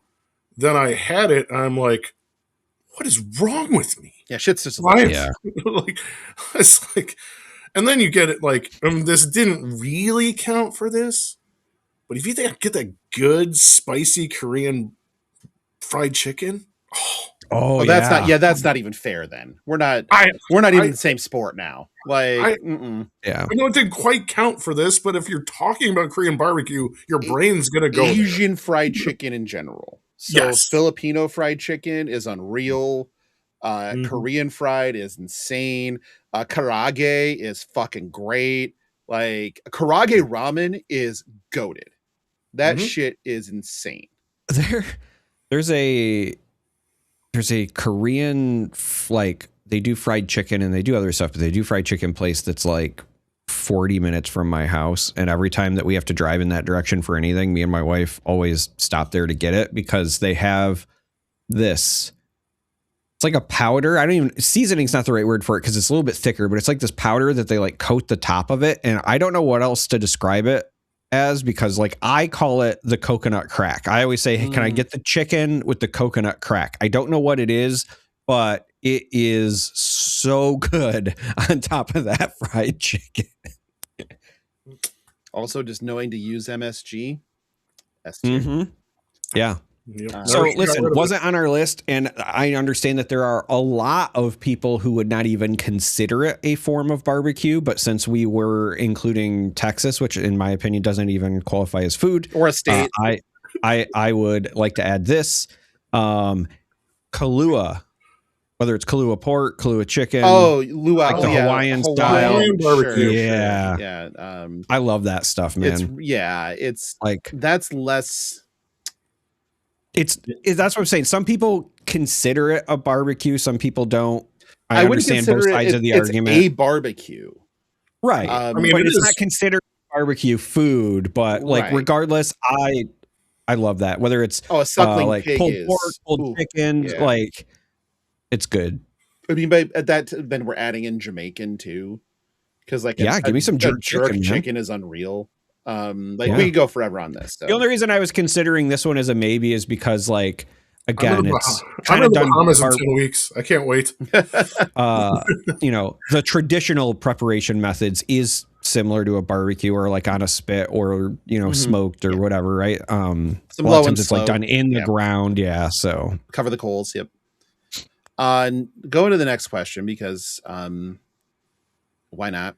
It's from Greg. It's just after dark when. Honestly, I'm pretty available now for a while. So soon, TM.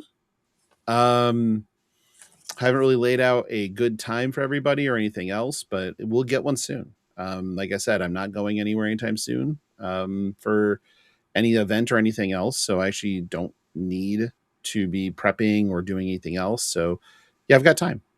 So that's something I don't get to say very often. And so after dark, probably soon. Next one's actually from Rich.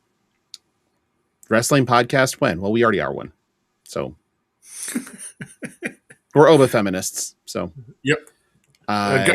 Gus said even we are a Oba house. Gus even said today on this evening's segment, he goes, "How about Brock Lesnar?" that's great.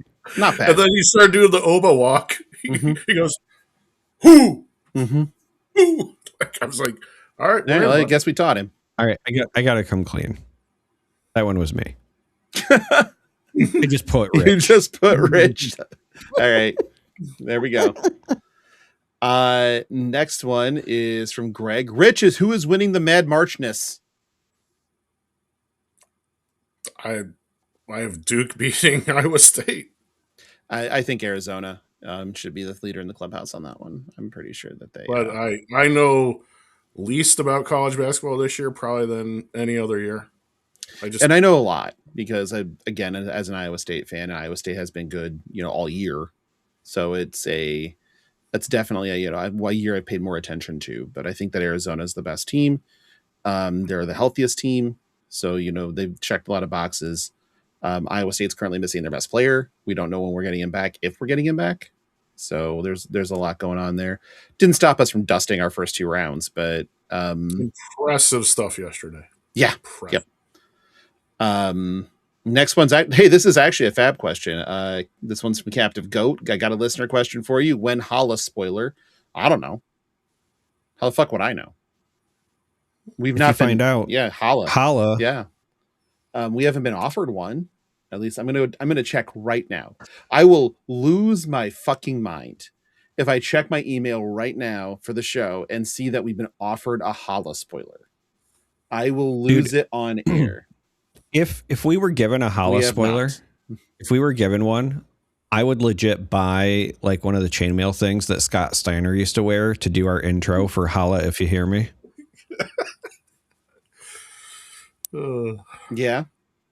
Yeah. Okay. Who is? All right, I'll draw stars of myself and go as Papa Shango. I'll go as Hakeem the African Dream because nothing is more culturally insensitive than that wrestling character. No, you know what? I'll do Tatanka. Well, he was. I mean, yes, but me. Well, that would do it. Yeah. Yes. Next one's from Goofla Brain. When was the last time you pooped your pants? When I was a child, I'm sure. Like, when I was in, daycare after school. Training? Let's see, daycare after school, 5 years old at after day of kindergarten. Kid wouldn't get out of the bathroom and had to go, and didn't work out for him. That's when he just dropped the Duke in front of the door. Fucking amateurs, man. When was the last time I had the flu? Like, I don't shit myself when I have the flu. Yeah. I also don't get the flu, so there's that. But sick, drinking, all that, all those things that make people poop doesn't make me poop. Nope. Haven't shitted I'm myself in a while. usually that way with vomiting.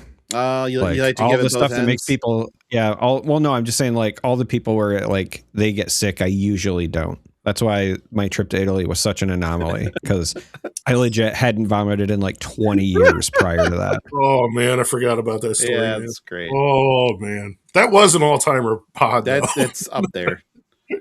Next one is from Muse Josh. There are several questions here. We're just going to take them in order. ALCS champ, who's winning the AL, Rich? Let's see. I think I had Seattle beating Toronto. Okay. I also have Seattle. Seattle beating Detroit, though.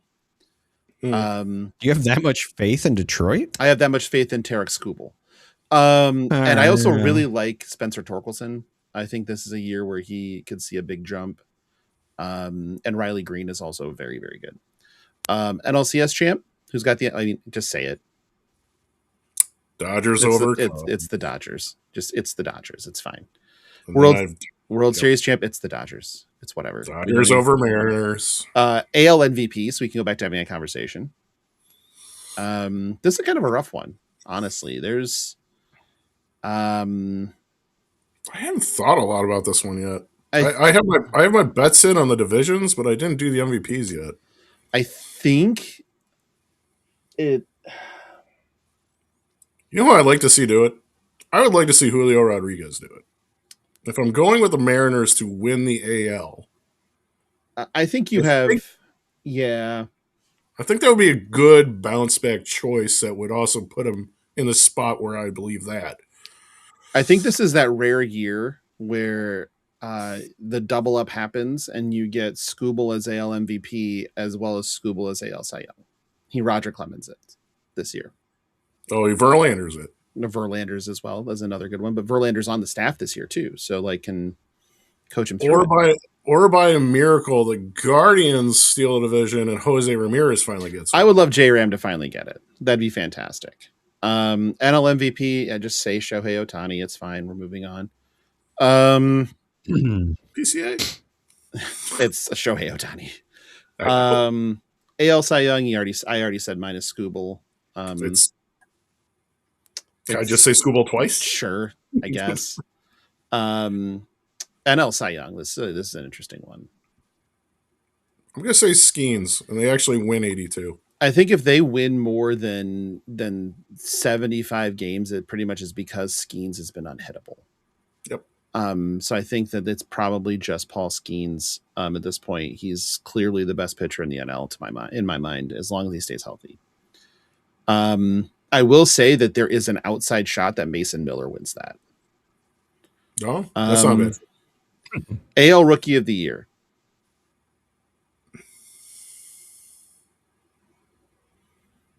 Who's going to come up and make enough of a difference on a contending team? So, Logan Peterson, third base for the Tigers. God, I wish. All the guys I like are in the NL. It is a weaker class this year. I mean, if I'm going to say the Guardians are still going to somehow steal a division, I'm going to have to say that Chase DeLauder was healthy the whole year.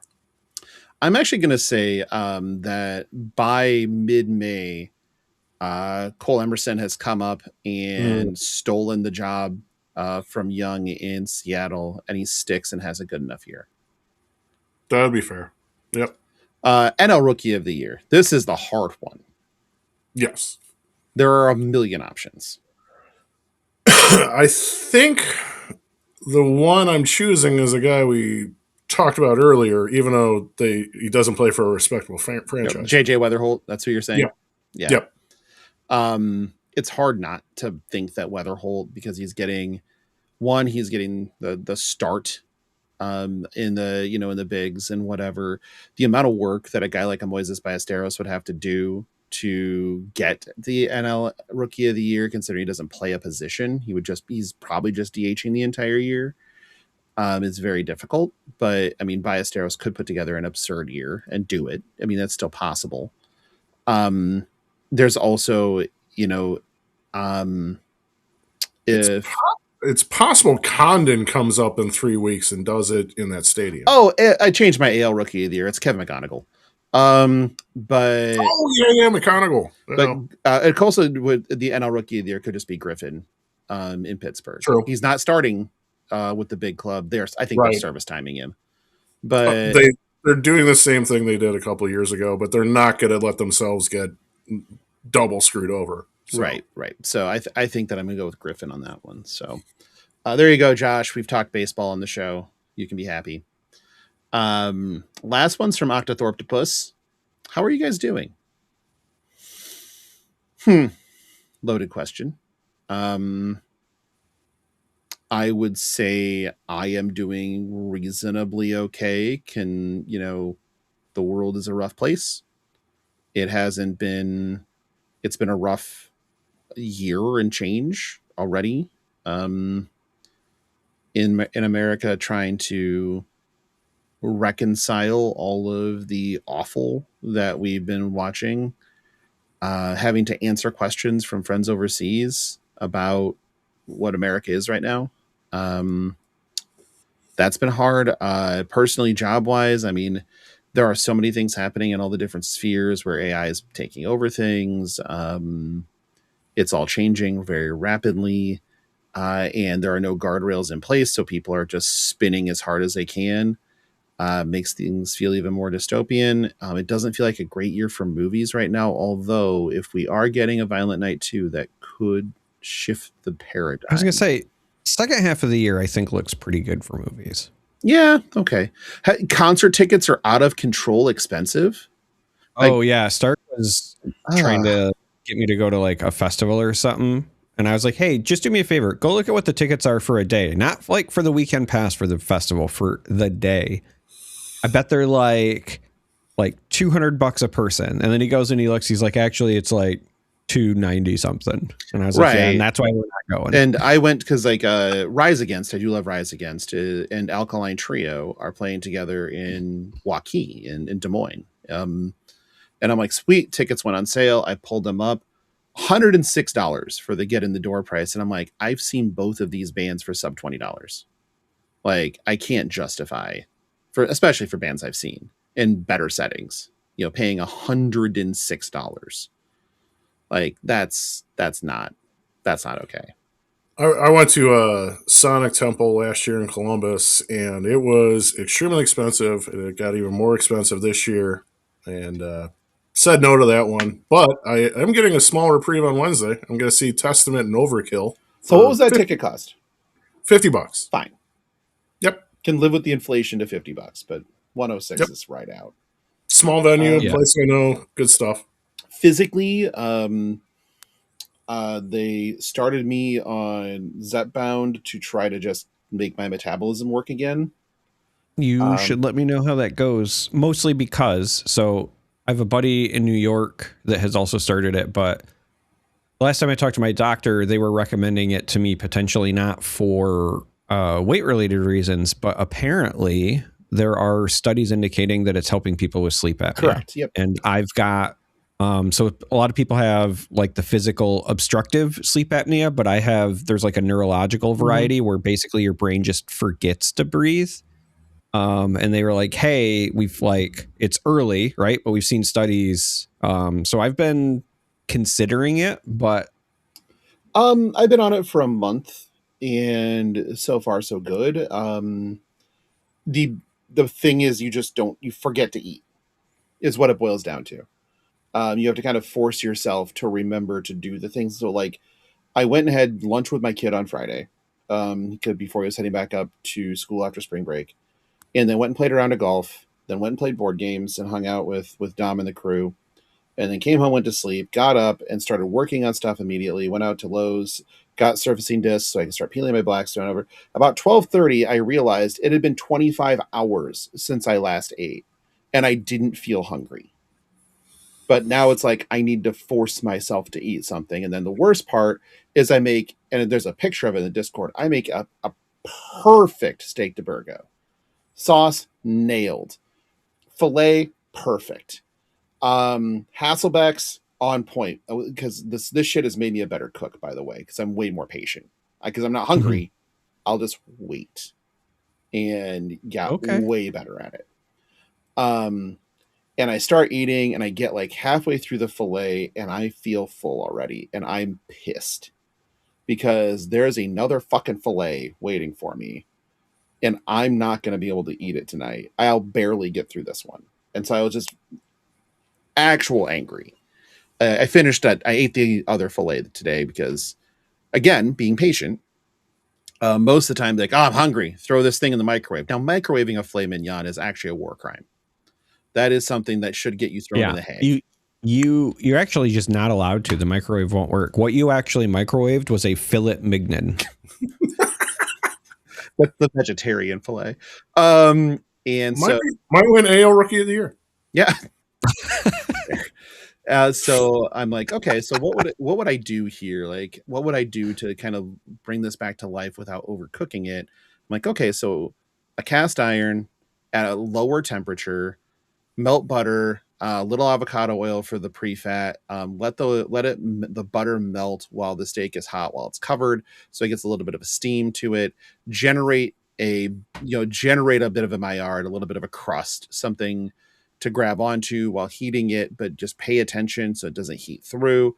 And I pulled it out, and it was just on the medium side of medium rare, but still perfect. And I'm like, for a reheated steak, like, you feel pretty good about this one.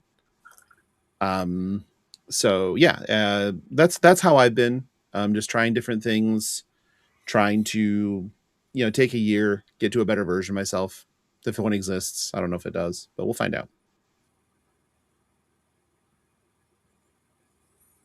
I took my meds at the start of this podcast. Proud so of you. You're not going to kill yourself tonight. Love it.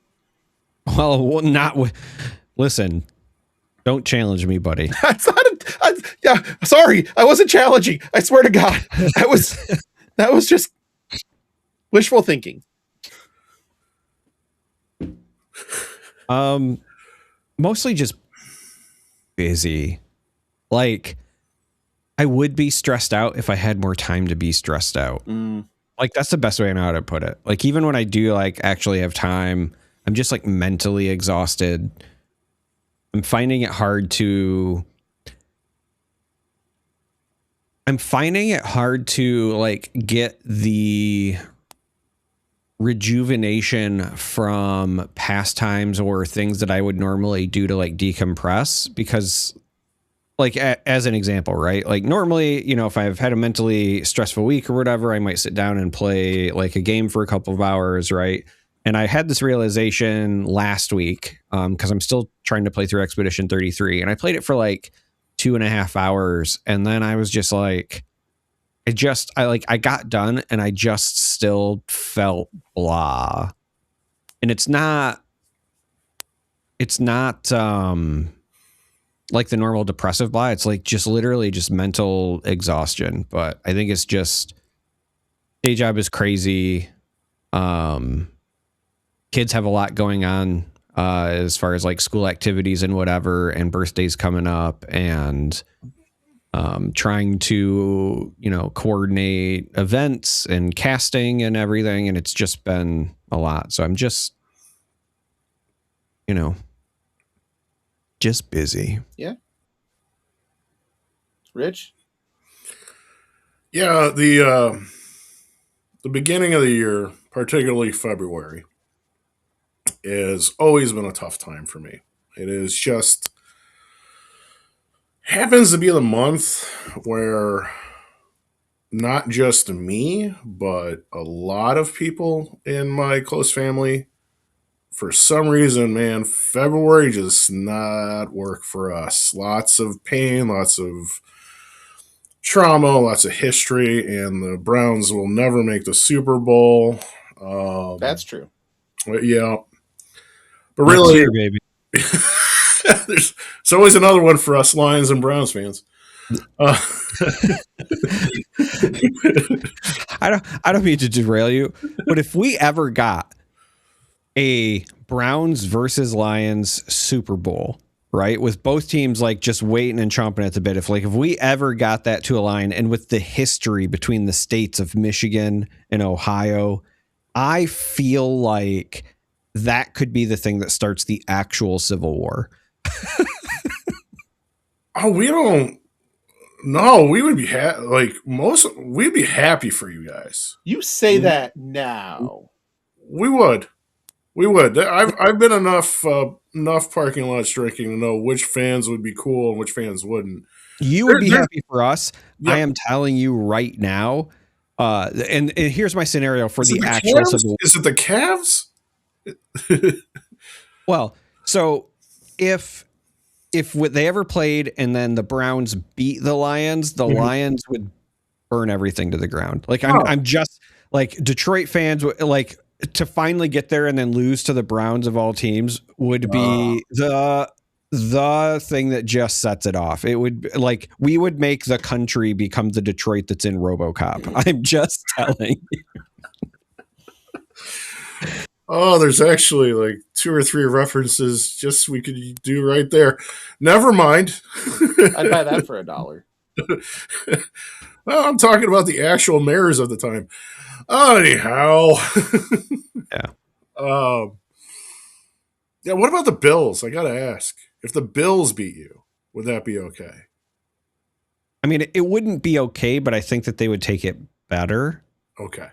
The Bills, like, as weird as it sounds, the Detroit fans that I know have like a weird affinity for the Bills because of their like 0-4 streak in the 90s, as well as like they're kind of close. Also, so like, and the only reason I know this like in particular, so the first NFL game Stark ever went to was actually a Bills game because it was the year that they got snowed out in their normal field. So they moved it to the Ford Field for Monday night, and we just like got some of the free tickets that they were lotterying out or whatever. And it felt like a Bills home game. Like everybody was The Home rooting for Depot's Buffalo. sold out of folding tables. Yeah. So. And then there was one a couple of years ago where the Bills beat the Browns in Detroit, right? That was that same game. Yeah, that was the game. It's that game. Okay. Yes. Yeah. Okay. That was, yes. But in general, what I felt is always that there's like this Great Lakes camaraderie, for lack Not of for a the better. Browns. Yeah, fuck the Browns though. All right. Well, the Bills fans love us. Yeah, we get on great with the Bills too. I just Because at the end of the day, the Browns are still an Ohio team. Fair enough. Fair enough. And they're like Bears adjacent, and so Yeah. it's even more so. I get it. So overall, February always sucks. Just coming out of that, lots to look forward to, though. You know, this is a time of year where things start to ramp up for me professionally. Really need the weather to break for more than 2 days so golf season can really start here. We haven't really had that. I've played indoors some. It's coming. Yeah, it's going to be soon. And this is the kind of time of year where it does eventually get pretty fun because I just get so busy that when I come out the other side, it's already September. And I always have fun in the fall. And, you know, so I'm just looking forward to better. And yes, you know, I always do a dry 30 after the Super Bowl. And, you know, that felt really good. And it's actually led to, I know it hasn't been a lot of time, but it's actually just led to just like better behaviors in general.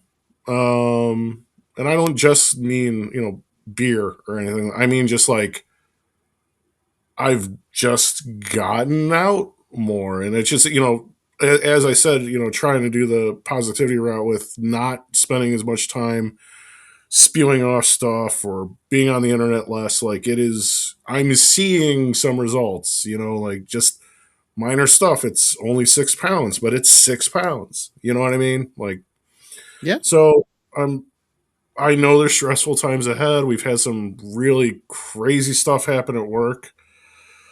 But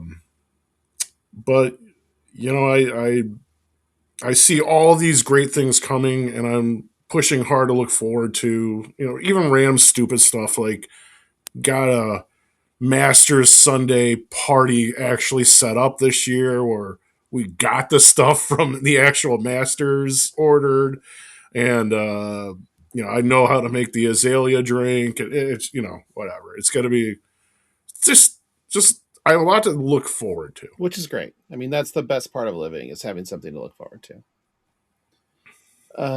Is it though? You wouldn't know. All right, let's thank some patrons and get out of here. We have our associate producers. We have Andy, Sindra, Anthony, Ezra, Jacob, Aladoras, Octothorptopus, Captive, Goat, Sofsky, Heiners, and Sleep Coma. Then we have our executive producers on up. Rich, do the honors. Let's get thrust. There we go. Blaze Storm, valued member of the Patreon. Diana, the Green Cosplayer. John, Charlie, our Possum supporter, the Delusian Data Analyst. Our Chargers Chamber of Charcoal participants. Trevor Baker, no, not that one, who was on the show last week. Matt, you're welcome back anytime. Same thing with the Jackal. He should be back on the deck here. Brandon, same story if you want to come back. And then the Hammer himself. El Dorte. El Dorte. More than welcome to come back at this point. And then finally, our ceiling Fanhausen, the cuck chair extraordinaire. Rich, thank you so much for all your support. It's appreciated. If you are interested in becoming a patron of Flesh and Pod, you can go to patreon.com/fleshandpod. Link is in the show notes. I don't know. There are some number of fucking tiers. Pick one. I don't really care. And that will get you signed up for the After Darks, I guess. There's a Patreon only channel in the Discord as well. However, you don't need to be a patron to join the Discord. If you need to contact the show, you can send us an email at fleshandpod@gmail.com. You can find us on BlueSky. Just search Flesh and Pod. But the best thing to do is just join the fucking Discord. It's free. Like I said, it's just free. You can just join. Come hang out. Rich, where can they find you? You can finally find me more on BlueSky nowadays, but on all social media sites, I'm at Polish Sports. You can find me at Polish Guy 00 in the Discord. As you two know, I'm always there, usually saying something stupid or making fun of something dumb, or just throwing out random facts that confuse people. Whatever it is, I'm usually there spurring something on. And I do have one final announcement. The ceiling fan, and ultimately, the term that it is referring to is all about sharing. At a certain point here in the near future, I'm going to give up the slot, and I hope that someone is bold enough to enjoy what I'm doing here. And because ultimately, it's all about sharing. And the throne is nice. It's warm. It's comfortable. We might even join you. But at some point, assuming I ever remember doing it, because there was a time where I was signed up at a certain, and I didn't even remember doing it, and then I just kind of went with it. But anyhow, so just so you know, this seat is going to be open for the bravest and the most exhibitionist of people sometime in the future here. Well put. Charmer, where can they find you? In the Chuckles with Charmer channel in the Discord. I'm not going there. You can't make me. It's not too My bad. friend's dog died, and they were really upset about it. I got them an identical one, and somehow they were more upset with me about that. I was just trying to do something nice, and they hit me with the, What am I going to do with 2 dead dogs?